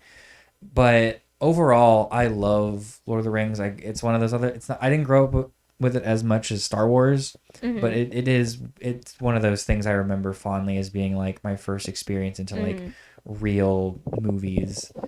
So yeah, there's not much I can say about it except for it's just I love them unconditionally. So you want to go next? Okay, so the next one that I'm gonna talk about is kind of like following off the same like thing that you were going on with like a series, but I'm only talking about the first one just for sake of this. But Okay. Twilight. Oh, okay, yeah. I like these. I like the sequels. Don't get me wrong. I mean, New Moon is not my favorite, No. but the first Twilight movie is genuinely just like a pretty good movie. Like it's like I agree. it's stupid. Yeah. The book is really not much better. I read all the books when I was a kid. Well, I did too. And Actually, no, I read up to New Moon and I was like, wow, that was fucking butthole. oh my god, yeah, no, I read all the books and so I didn't see the first one in theaters, but I saw all of the other ones in theaters. I literally went to like the midnight premiere of like the Breaking Dawn ones. Yeah. I was in like middle school. But yeah, no, Twilight was like a huge thing in my formative years, so you know, I felt like I would be doing a disservice if I didn't talk about it. Right. But the first movie I've grown a lot more fond of than the other ones, and I think that there's just I like the sort of aesthetic going on. I like the filters and stuff like that, the way that things look. And the first one is the only one that was directed by a woman. And it shows. Really? Yep. Oh, I didn't know that. Yep. And Well, it shows. Yeah, it really does. Like, I saw a TikTok about this, but in the first movie, like, Bella's hair is allowed to be, like, messy. You know, like, she does something, like, she sleeps wrong or something like that, and her hair's, like, a mess. But in all the other ones, like, in Eclipse, she has to, like, sleep on a mountainside, and she gets, like, no sleep, and there's, like, vampires running after her, and her hair's, like, fucking blown out. It looks, like, perfectly curled and stuff like that, and it's just, like, that is not accurate at all. No, it isn't. So it's just, there's like a lot of like little attention to detail things in the first one that I feel like is there in the first one that isn't there so much in the other ones. Like the other ones are still have a huge place in my heart, but if I'm just like, I want to watch a Twilight movie, it's gonna be the first one. Oh yeah, of course. It's always gonna be the first one. Yeah, I don't have too much to say there. I think, you know, if you know type of thing. Yeah. And also, we don't talk about Vampires Suck. Oh no, my god, that's awful. I've seen it. It's So have I. It's It was atrocious. not good. No, it wasn't. Anyway. Yeah, you go ahead and pick it up with your next pick there. All right. Well, I got 2 shows left, and I got 2 movies left. Okay. So I'll go with one of the movies. Let's see. They're both animated. I will say that. Okay. But I'll go with the one you know, that we both know, which is Howl's Moving Castle. Okay. Howl's Moving Castle was my first Studio Ghibli movie, and it's always remained my favorite. I know people are like, oh, but what about Princess Mononoke or Spirited Away? And I'm like, I like those too, but Howl's Moving Castle has such a specific vibe to it that I just love like the like steampunky aesthetic, and I know pretty much all of them have it, but House Moving Castle like cranks it up to 11, where everything is just so steampunky. And I know the book isn't. I've read the book. The book isn't the same. It's not steampunky. It's like it's literally just like a moving castle. Like it just kind of floats and moves. But in this one, they made it like an actual like creature looking thing, and they made it like all robotic, and like it looks messy. And I really like that aesthetic of like the like grimy kind of like look of Howl's castle before it gets cleaned by I forgot her name, the main character, Sophie, yeah. And I just like the aesthetics of the whole movie. I watched it, the first time I watched it was like years and years ago. I think it was on Toonami when I first watched it. Really? I think no. One of my family members showed it to me. Oh, okay. No, I watched Spirited Away on Toonami. Oh, okay. That was the first time I saw that, except for I didn't finish it. I had only finished it when I watched it with you. Oh, really? Yeah. I would always either lose interest in it, like after No Face kind of stops chasing them and stuff like that, where they go to like the other like witch girl, and I usually fall asleep or just I'm like, oh, I'll watch this later, and I never finish it. So the first time I had actually finished it was when I watched it with you. Okay. So no, what's the Howl's Moving Castle? Yeah, Howl's Moving Castle. Howl's Moving Castle. What should I say? Christian Bale. Yeah. Playing Howl, and him for some reason not using a like British accent, even though everyone else in the movie has a British accent, is one of the most baffling like acting choices I have ever seen. He always does that though. Yeah, I know. Like, he's always American in he, everything, even though he's British. He played fucking Custer. That's like the most like American thing you can get. Yeah. So like, I don't know what his deal about. Or and Dick Cheney. Oh yeah, that too. That's also one of the most American things like you could play. But Howl's Moving Castle, I just like all like the stonework and like the mixture of stonework and machinery that is you kind of see throughout the entire movie. It's also like a beautiful movie. Like Studio Ghibli always makes beautiful movies. It's just like, except for Earwig and the Witch, but we don't talk about that. Yeah, that movie is just so ugly, and that's all I'll say about it. It's just so ugly. Which, you know, I'll give them props for trying to make a 3D movie for the first time, but it does not translate well to like to 3D. Studio Ghibli style does not translate well to 3D. But no, Howl's Moving Castle is great. Its aesthetics are great. It's what's that called? Dark Academia. It's kind of got Dark Academia vibe, or like that's for me. I love Dark Academia. Anytime fall comes around, I'm like, yes, it is time for Dark Academia. Yeah. So I really like Howl's Moving Castle. It's probably my second favorite Ghibli movie. You're right behind Princess Mononoke. Yeah, Princess Mononoke. Yeah, no. Howl's Moving Castle is great. I concur. It is a great movie. The theme is also really good. I love the theme. The theme is so good. The theme is beautiful. Yeah. I have it on like my Spotify playlist, and it'll come on every so often. I'm just like, yeah, this is nice. Yeah, I feel like the Howl's Moving Castle is like I want to say it's the best one, like objectively. Right. But Spirited Away, man. Spirited Away has like the best like theme for just moving moving you emotionally. It's so beautiful and gorgeous, but Howl's Moving Castle is literally close second. Yeah. So no, I think Howl's is one of the best ones for sure. And I don't think that's like an unpopular opinion or anything. I mean, a lot of people say it's like not one of the greatest, but it's like it's so good. It's so good. Yeah. It's like a lot of the like dude bro guys, a lot of like guy weebs are like, oh, Princess Mononoke and Spirited Away and Howl's Moving Castle is like, But the most people I find that like Howl's Moving Castle are like gays and like girls, and it's like for the girls and the gays. Yeah, for the girls and the gays. So no, yeah, Howl's Moving Castle is great. Beautiful soundtrack, beautiful visuals, beautiful everything. Yes, and Christian Bale. Christian Bale. So yeah, that's one of two last movies that I have. How many do you have left? I'm curious. I think I have like 5. You have 5? Okay. Well, Because you went first, so yeah. Yeah, I have 5. And I also I did 2 movies at once. Yeah. So, we'll have you go next. Okay.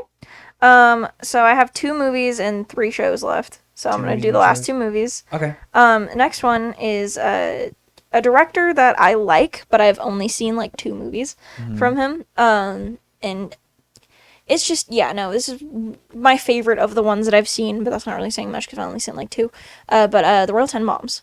Oh yeah. Oh, Wes Anderson. Wes Anderson. I love Wes Anderson so much. I haven't seen all of his movies, but he's already up there with like, I think he's like my second favorite director. He has like amazing visuals in all of his movies, and the cast is always great. Well, okay, yeah, no, I think that so I've seen Royal Tenenbaums, which is the one I'm talking about today, and then Grand Budapest, I think, is the only other one I've seen. And I think objectively Grand Budapest is probably a better movie. Yeah. It's stylized a lot more, but the thing about Royal Tenenbaums for me is just like, it's once again, it's that heart behind it, and kind of the idea of like, so it's like all of them are like gifted kids, and then it's like the gifted kid burnout. Yeah. Like if you've ever experienced that, if you're a gifted kid. I am that kid. Yeah, no, I was like I was like really, really good at English when I was a kid. Oh, same. And then like I just kind of like stopped. Like I never got bad at English or anything, but I just kind of like caught up, and then it was like, all right, and that's it. Yep. No, I feel that same burnout, and I feel like that's what makes that movie so relatable. Yeah. And like all the characters are really like interesting. Like there's nobody that I'm just like, oh man, what the fuck? Like all the characters are really like cool, like nuanced and interesting and unique. And believable too. Yes. They're all like realistic in some way, even though they're very like wacky. That's the Wes Anderson way. They're like wacky but realistic. Yeah. They're quirky. Yes. That's the best way to say it. So Royal Tenenbaums I think is just, it's just it's a nice movie, and it's about like, once again, it's kind of about like the parental relationship, because Royal Tenenbaum was like not a very good father. Yeah. And it's kind of like him coming back and being like, hey, I want to try to actually be like a decent parent this time. Yeah, exactly. And no, I think it's just, all the acting is really, really good. Luke Wilson is really great in that movie. Yeah, he is. He's one like great performance. Like, honestly. Yeah, he's great in that movie. And even like I don't really like Gwyneth Paltrow usually. Who'd she play again? Margot. Oh, that's right, Margot. But she's really good in that movie. Oh yeah, she is. And I really like Margot. But no, I think that she's great in that movie, and I generally don't like Gwyneth Paltrow. Yeah. But yeah, she's great in that movie. So I'm, there's nothing really that I'm like, I wish they would have done this, or I wish they would have done that, or whatever. I know the romance between Richie and Margot is kind of, contentious because they, were adopted siblings. Yeah, that's a little weird. So that's kind of a thing that's mostly what I hear about, like, people being like, That's a little weird. Yeah. Yeah, but it is. Yeah. But I think it's still just like, overall it's a nice movie. It's very like, it has like a good heart behind it. I agree. And it has, I really like it. I feel like there isn't a lot that I can say. Yeah. What about some of our favorite lines from the movies? Like the one from Bill Murray. Oh, you've cuckolded me. You made a cuckold of me. It's so funny because that is like, I forgot he was in that movie. Yeah. No, it's because that scene is so like, it's so dark and sad. Yeah. And then Bill Murray comes out of the woods with just, "You've made a cuckold of me." It's so funny. Oh my god, yeah, it's hilarious. Hilarious.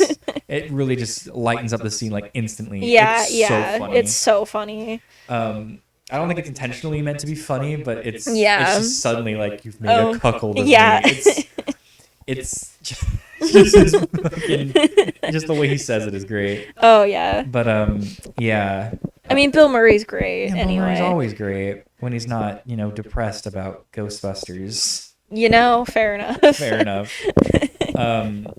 That was you gotta say about that's what I gotta say. So you go ahead and pick it up with your next choice there. Okay, I'll finish out my movies with Okay. one that I love dearly, and there's a song from that movie from this movie that always makes me cry. Treasure Planet.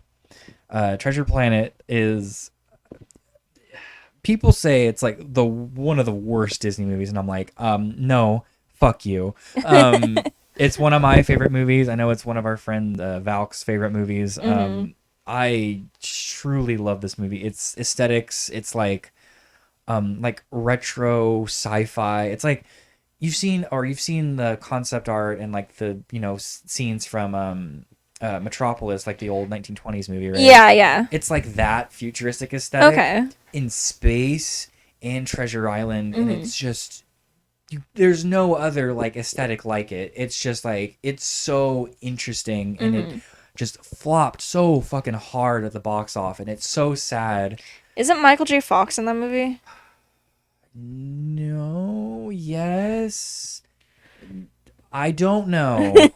Because there was like Treasure Planet, and then there was another one that was There's like around the another same one. time that was like kind of similar. Atlantis. Yeah. That's another good movie. That's Yeah. another really good movie. That I have not seen either of them. They both did terrible at the box office.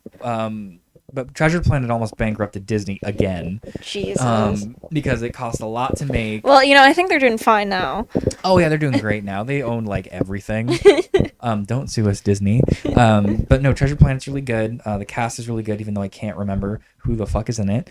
No, all the characters are great. That one fucking song that's in the movie, I'm Still Here, is so sad and so uplifting, and so it just brings me back to like a feeling, and just it's so good. Like I can't. It's not even like whatever that term is, the diegetic or whatever. It's not even like an on. It's the only song in the movie, and it's sung by a band, Right? That they made for the movie, and it is so. It's such a good movie, and it's the visuals are great, and it's just like how the fuck did this movie flop? It's so good. Like I am flabbergasted how this movie flopped. Like Atlantis, like I can see, because like it's visually really good. It has like another one of those like very specific art style aesthetics that's like the 30s art style of like cartoons and stuff like that, and it's very like that like Metropolis kind of vibe, like old like cartoony kind of looking stuff, Right. But it is that movie is very actually put mean spirited. Yeah. It's very like mean spirited and very it's slow at times, but it's visually really good. But Treasure Planet's like the entire time, it's very like, even when there are sad parts and like down parts and like distressing parts, it's still very uplifting and very cool and very like visually pleasing and like just so enjoyable the entire time. Right. Music's great, characters are great. Jim Hawkins is fucking he's just like one of the coolest, roughest dudes in fucking Disney history. He's just like, I'm a cool dude, but he's fucking like 13 or some shit, even though he doesn't look 13. He looks like he's fucking like 24. Jesus. He's got that rebellious kind of like vibe to him. But no, yeah, I like Treasure Planet a lot. It's very fun and very enjoyable. I don't really have much to say about it. Oh my god, I can't talk. Just can't talk podcast. That's why we named it. But no, yeah, that's what I gotta say about Treasure Planet. All right. Well, I have one more movie. So that's the last one I'm going to talk about right now, and then we'll get into the shows afterwards, because I think that was your last movie too. Yes, and I have 2 more shows. Okay. So, last movie I'm going to talk about is Legally Blonde. I have not seen Legally Blonde. Well, it's a good movie. I know it's a good movie. It's one of those movies where it's like you go into it, or, you know, it's like you think it's gonna be like, oh, you know, like dumb blonde girl and That's goes to Harvard and yeah. I didn't even know she went to Harvard. I just it's like a dumb blonde movie, and I'm like, okay, I don't. and that's really not what it is. It's actually kind of like really feminist in some messaging and stuff like that, because Elle is not stupid. She's never stupid. Yeah. And she does go to Harvard for the wrong reasons, because she's like, her boyfriend breaks up with her and he's going to Harvard, and she's like, I want to get back together with him, so I'm going to go to Harvard too. But she gets in like pretty easily. Yeah. You know, she's like, she works for it, don't get me wrong, but she gets in, you know, and the like one of the most iconic lines is like, you know, like her ex goes up to her and she's like, how you go to Harvard, and she's like, what, like it's hard? Yeah. And it's like, you know, and she doesn't lose that, like, you know, I feel like a lot of those types of movies, you know, it's like, oh, like the dumb girl will like go and then get smarter and she'll like change her appearance and change her whole vibe, and Elle never loses herself within doing that. Yeah. And I think that's a really strong message, because like she still dresses really feminine and pink and, you know, and everything like that, and that's just her, and her personality doesn't really change. Like she's still like the same like determined and like bubbly girl that she always was. And I think that's such important messaging. Like you can do whatever you want without having to lose who you are to do it. Exactly. And I think like, that is a really good message. Yeah, no, like that movie is so much better than it like seems like it would be, you know? Yeah, because the first time I heard about the movie first time I really kind of thought about the movie, was just like, oh, I didn't really think of the legally part, because she's a lawyer, right? Yeah. She becomes a lawyer, which I think is very interesting and cool, and you don't see that very often ever. Right. And I didn't really think of the legally part, just blonde, and it's just like, well, it's just a dumb blonde movie about like, I thought like, isn't it Disney or is it no? I thought like Disney just fun movie, but no, when we watched like stuff about it, I'm like, oh, that's actually really cool and weirdly way ahead of its fucking time. Yeah, no, that movie came out in 2001 and it aged like wine. Yeah, like it still holds up really well. No, you know, agree. and it's and like, you know, there is like a, you know, like a little bit of a romance, but that's not even really what the central thing is. Like the romance is really backburnered compared to like the main story, because it's really about her and her journey of being like, you know, like, you know, originally she goes there for the wrong reasons, but then when she decides that she's gonna stay and she's gonna be a lawyer and that's what she wants to do, she really like puts her, you know, nose to the grindstone for it and like does a great job. She wins like an entire court case pretty much by herself, and it's like, that's such great messaging. That is it's really so messaging. good. It's really empowering and like female empowering, and stuff like that. It does it in a really well done way. Yeah, it always makes me feel so good after I get done watching that movie, and it always makes me feel like determined, you know. Like I watch it and I'm like, you know, anybody can really do whatever they put their mind to within reason. Yeah, you know, it doesn't matter who you are, just do what you love, pretty much. Yeah, exactly.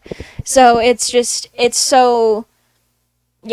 a really good movie, honestly. Like, yeah, I know I need to watch it, and I've held off so long from watching it because I never knew it was like that. I just thought it was just like, oh, ditzy blonde movie, and it's just not that. And I think that's what a lot of people thought it was, but that's, you know, obviously not what it is. Yeah. I agree. I definitely need to watch it. But we can move on to shows. Yeah, I have 2 shows, and then you have 3? Technically, yeah. 3 technically. Okay. Yeah. Well, first I'll start out with a very odd choice. Okay. I'll tell you why in a second. Okay. I have 2 anime on here. Okay. One of them is very heartfelt and very nice. The other one is very strange, and it's called B Gotta HK. Okay. And it's about this girl named, I think, Yamada. Yeah, it's Yamada. And it's about her journey. When she first starts high school, she's like, I want to have sex with 100 boys. And it's like, okay, that's weird. But she's never even had a boyfriend, let alone been kissed before. Right. And it's a parody on like all like the like super hyper sexualized anime at the time, and I think that's what makes it so heartfelt and so nice. Is that like it's like, oh, she's trying to do all this thing, but it's not like serious. It's just like, here's this funny thing. Like clearly there's sexual stuff in it, and it's not like heavily fan servicey, which I really like about it. There's not even like nudity in it until like the very end, which makes sense because it's like, you know, she finally, you know, does the stuff. Right. So, and I think that's super interesting. But the reason why that show is so comforting to me is because I watched that show during one of the worst points in my life back in high school. I won't get into it and what it was, but it was literally one of the worst moments of my entire life, and I like had literally no will to live. So I was just like, I need something, and I wanted to watch a new anime, and I saw this and I was like, that looks so stupid, so I'm gonna watch it. And it literally made me laugh so hard, and it's so funny. It's so unbelievably funny because it's just the stupidity of this girl, and just like the parodying of like that genre of anime itself is so spot on that it's hilarious. It's just so funny. It's not very long. It's only like either like 12 or like 20 episodes or something like that. And the entire season, the entire series is just her trying to at least get with this one guy, and this guy is oblivious, and he's just as stupid as she is.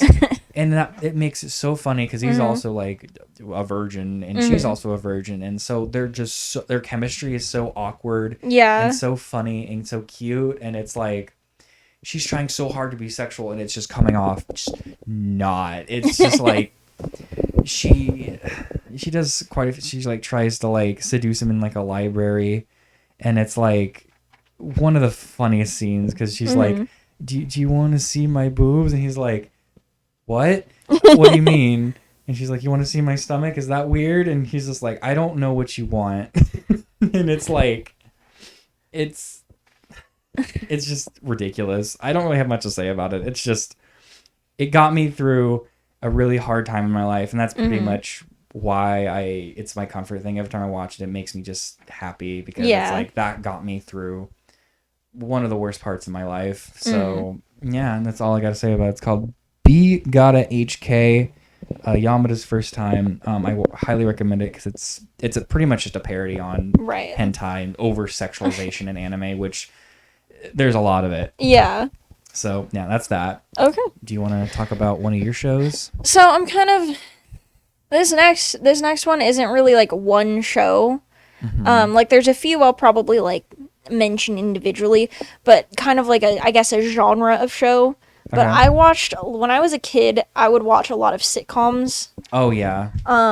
So that's kind of the main thing that, like, you know, like a lot of sitcoms specifically from, like, the 80s, 90s, maybe, like, a little bit in the early 2000s, you know?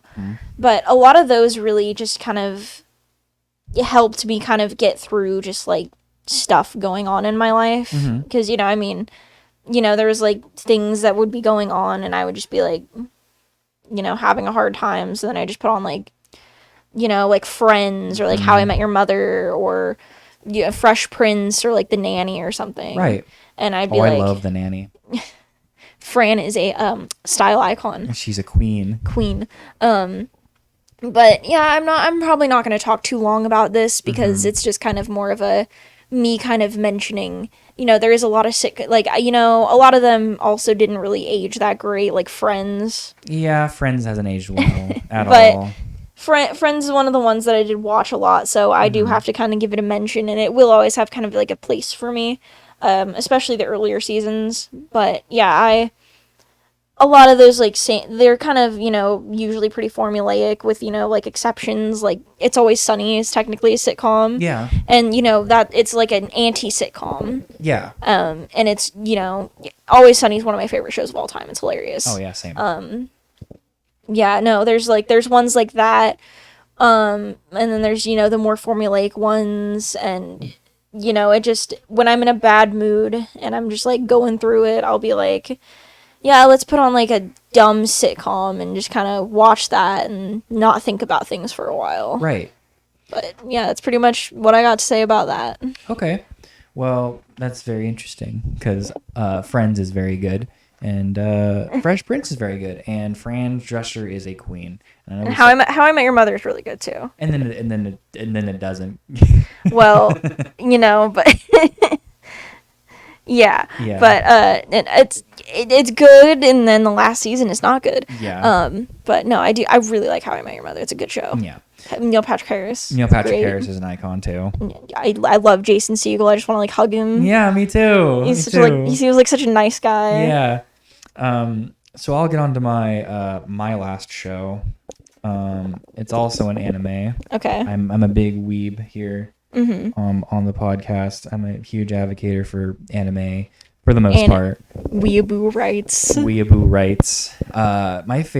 It's actually my favorite anime, which is called Toradora, and I saw it. How I got into it was I was watching like some multi-anime AMV, and then I saw a clip of it in the anime, and it just looked so pretty and like sweet and like such like a nice kind of tonal anime, and I was like, oh, I gotta watch this. Yeah. And then it became my favorite anime. It's so good, and it's really realistic in the way of like romance, and I love it a lot because a lot of romance anime is just like it takes place over the course of like a month or like a year at most, but this anime takes place over the course of 2 years, and it's literally it's two characters, and one of them, they're both pretty much like delinquent characters. A pretty common anime trope is the delinquent character being the main character. One of them is pretty much like a delinquent, and the other one is pretty much, he looks like a delinquent, but he's not.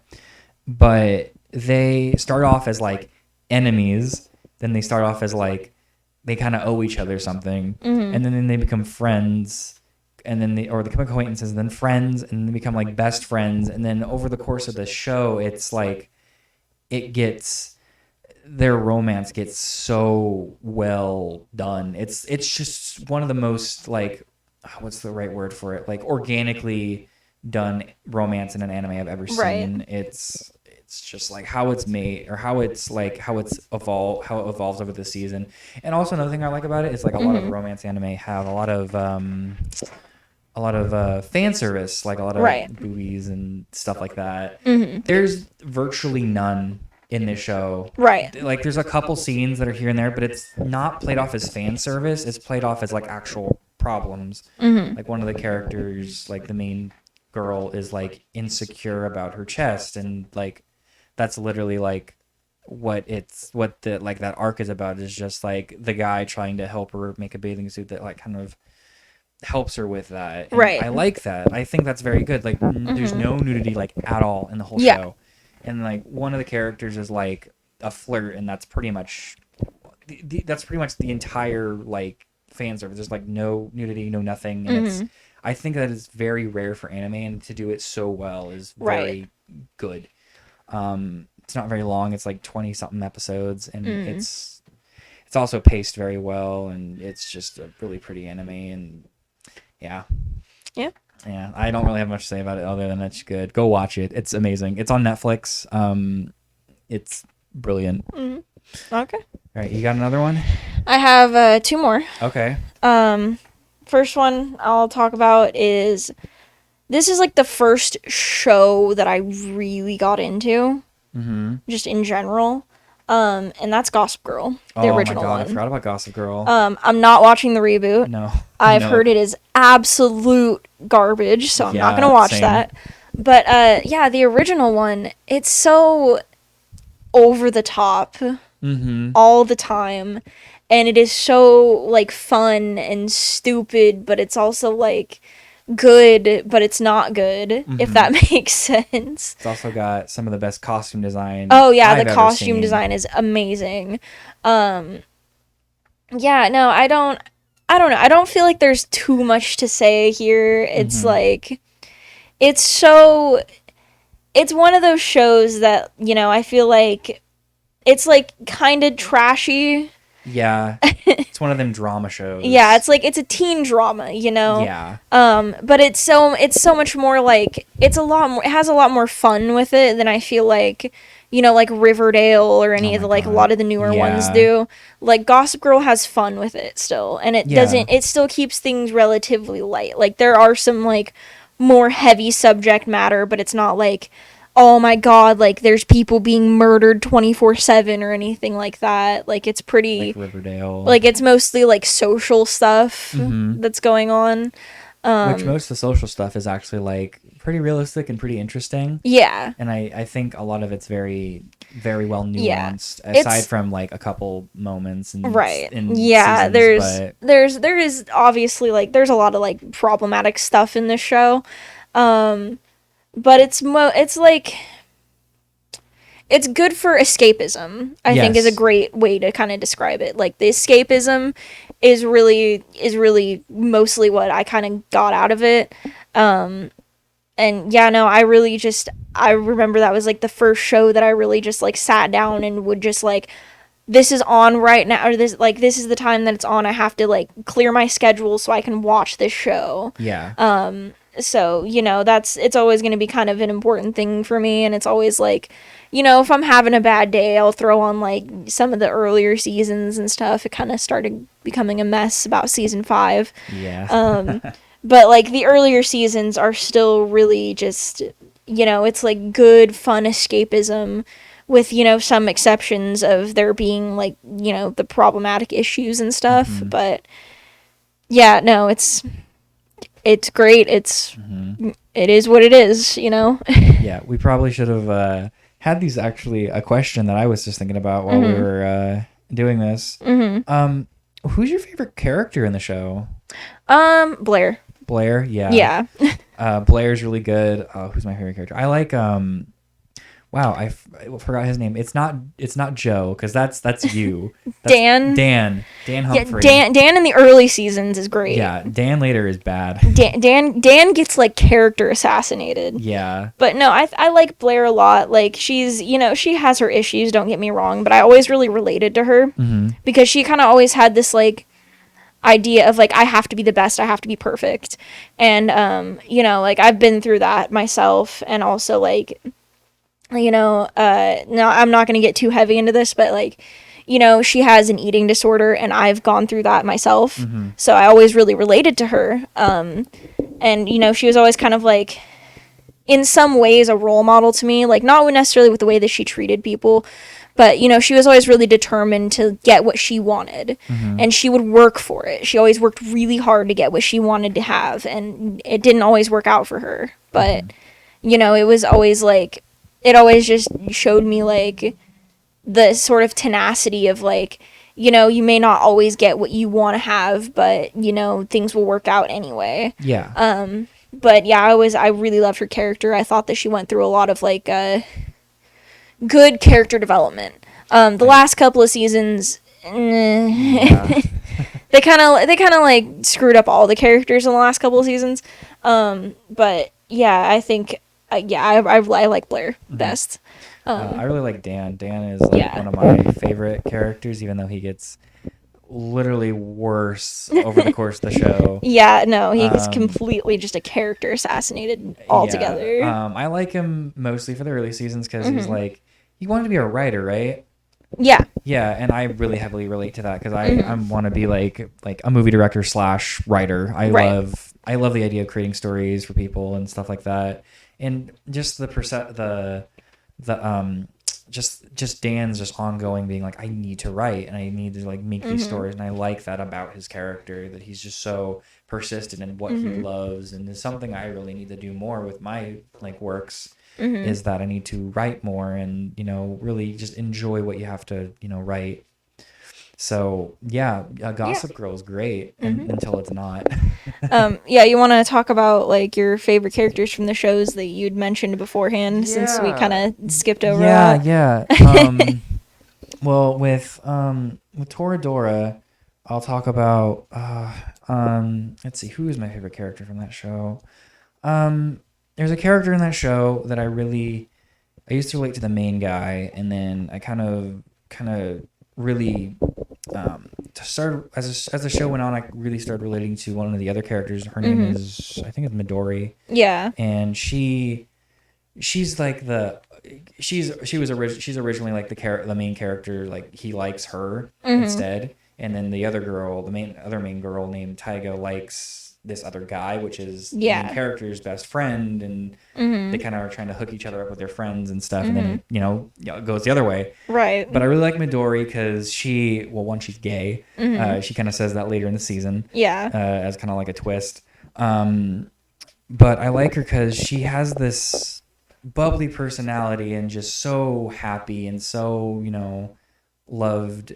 She like people love her, and she's like oh, she's perfect. Like people love her. There's nothing she can do wrong, and that kind of gets to her. She's just like, I'm not a perfect person, and I'm not a perfect person.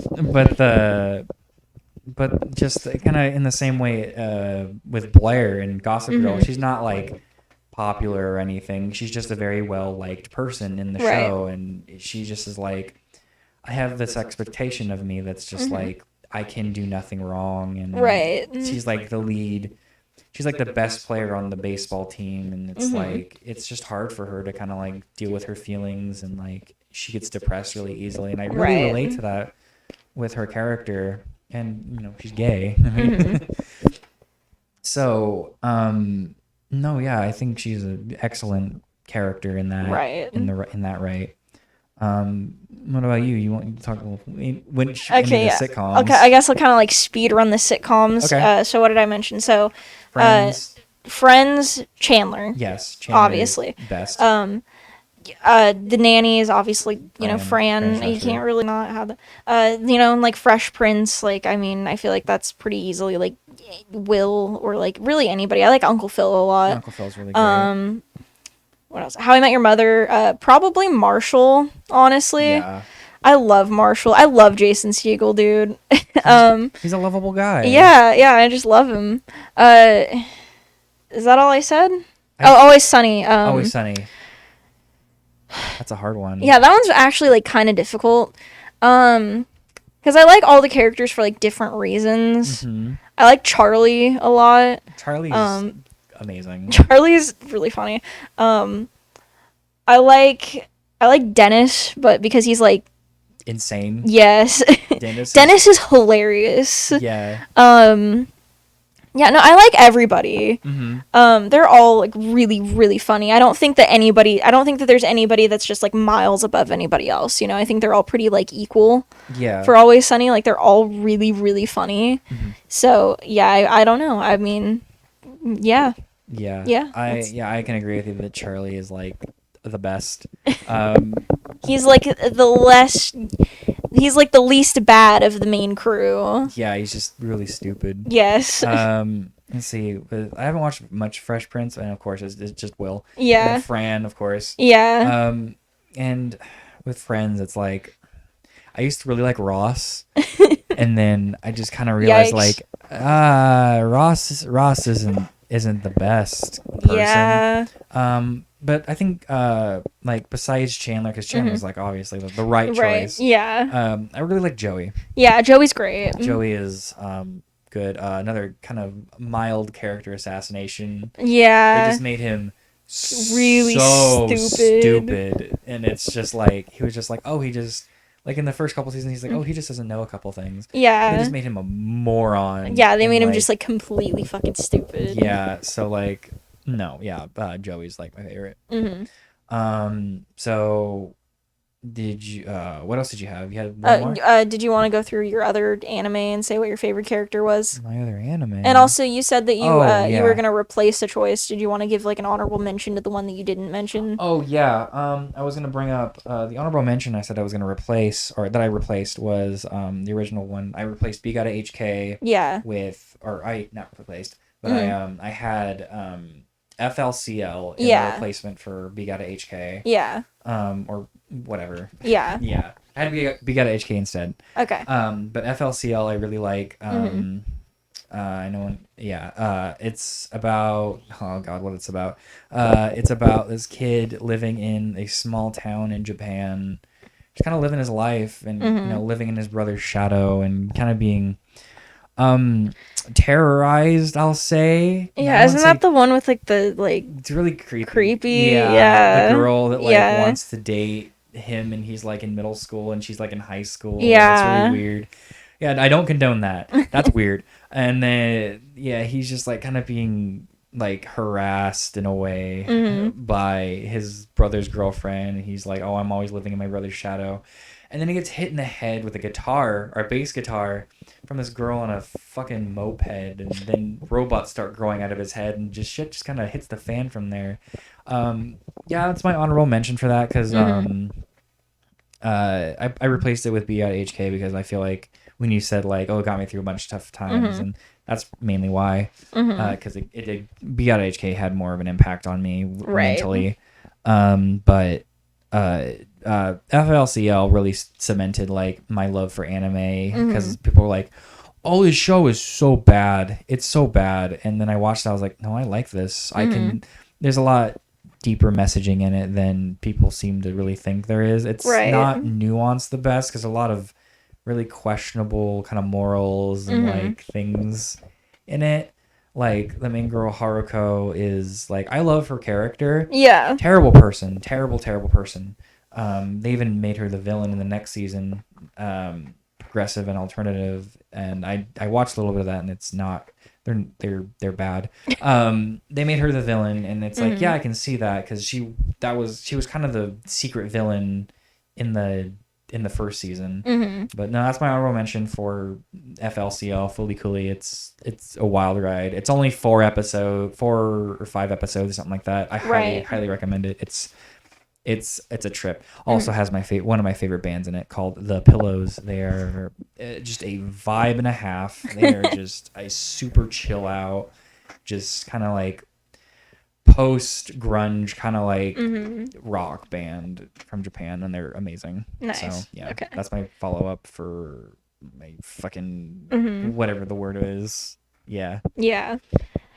Okay, so I have one more, and we'll wrap it up with that. You already know. Oh, I know what it's gonna be. But I figured, we'll talk about it in honor of Stone Ocean trailer dropping yesterday. But JoJo. Yeah. But specifically Diamond is Unbreakable. Yeah, Diamond isn't great. It's great. All of it is always, like if I'm in a bad mood, I'm like, yeah, I want to watch JoJo. I'll watch any of it. But Diamond is Unbreakable for me is like the one. This last year, I had a really like hard couple of months at one point. Like there was some things in my personal life that were just really not going well, and I was just like not having a good time. And I was like, I just want to watch JoJo, and that's what I did. I just watched Diamond is Unbreakable, and it helped me feel so much better. Like I gave me something to focus on. It helped me feel like it just gave me something like nice to focus on, I guess. And it just helped me feel better about the situation that I was going through.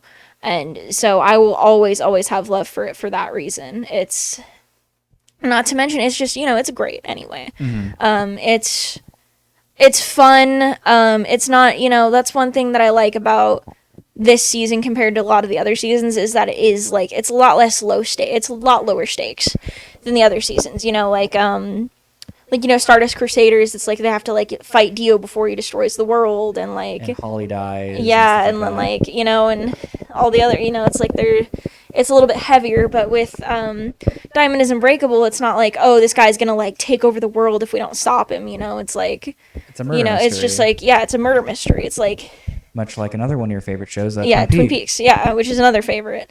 Not as comforting, but I really like JoJo altogether, of course. I do too. But Diamond is Unbreakable is always going to be like my favorite because it just helped me so much get through that hard time in my life. It has my favorite JoJo, Josuke, up to this point. And it has my favorite character in all of JoJo, which is Rohan. It's kind of a bitch, but I love him. I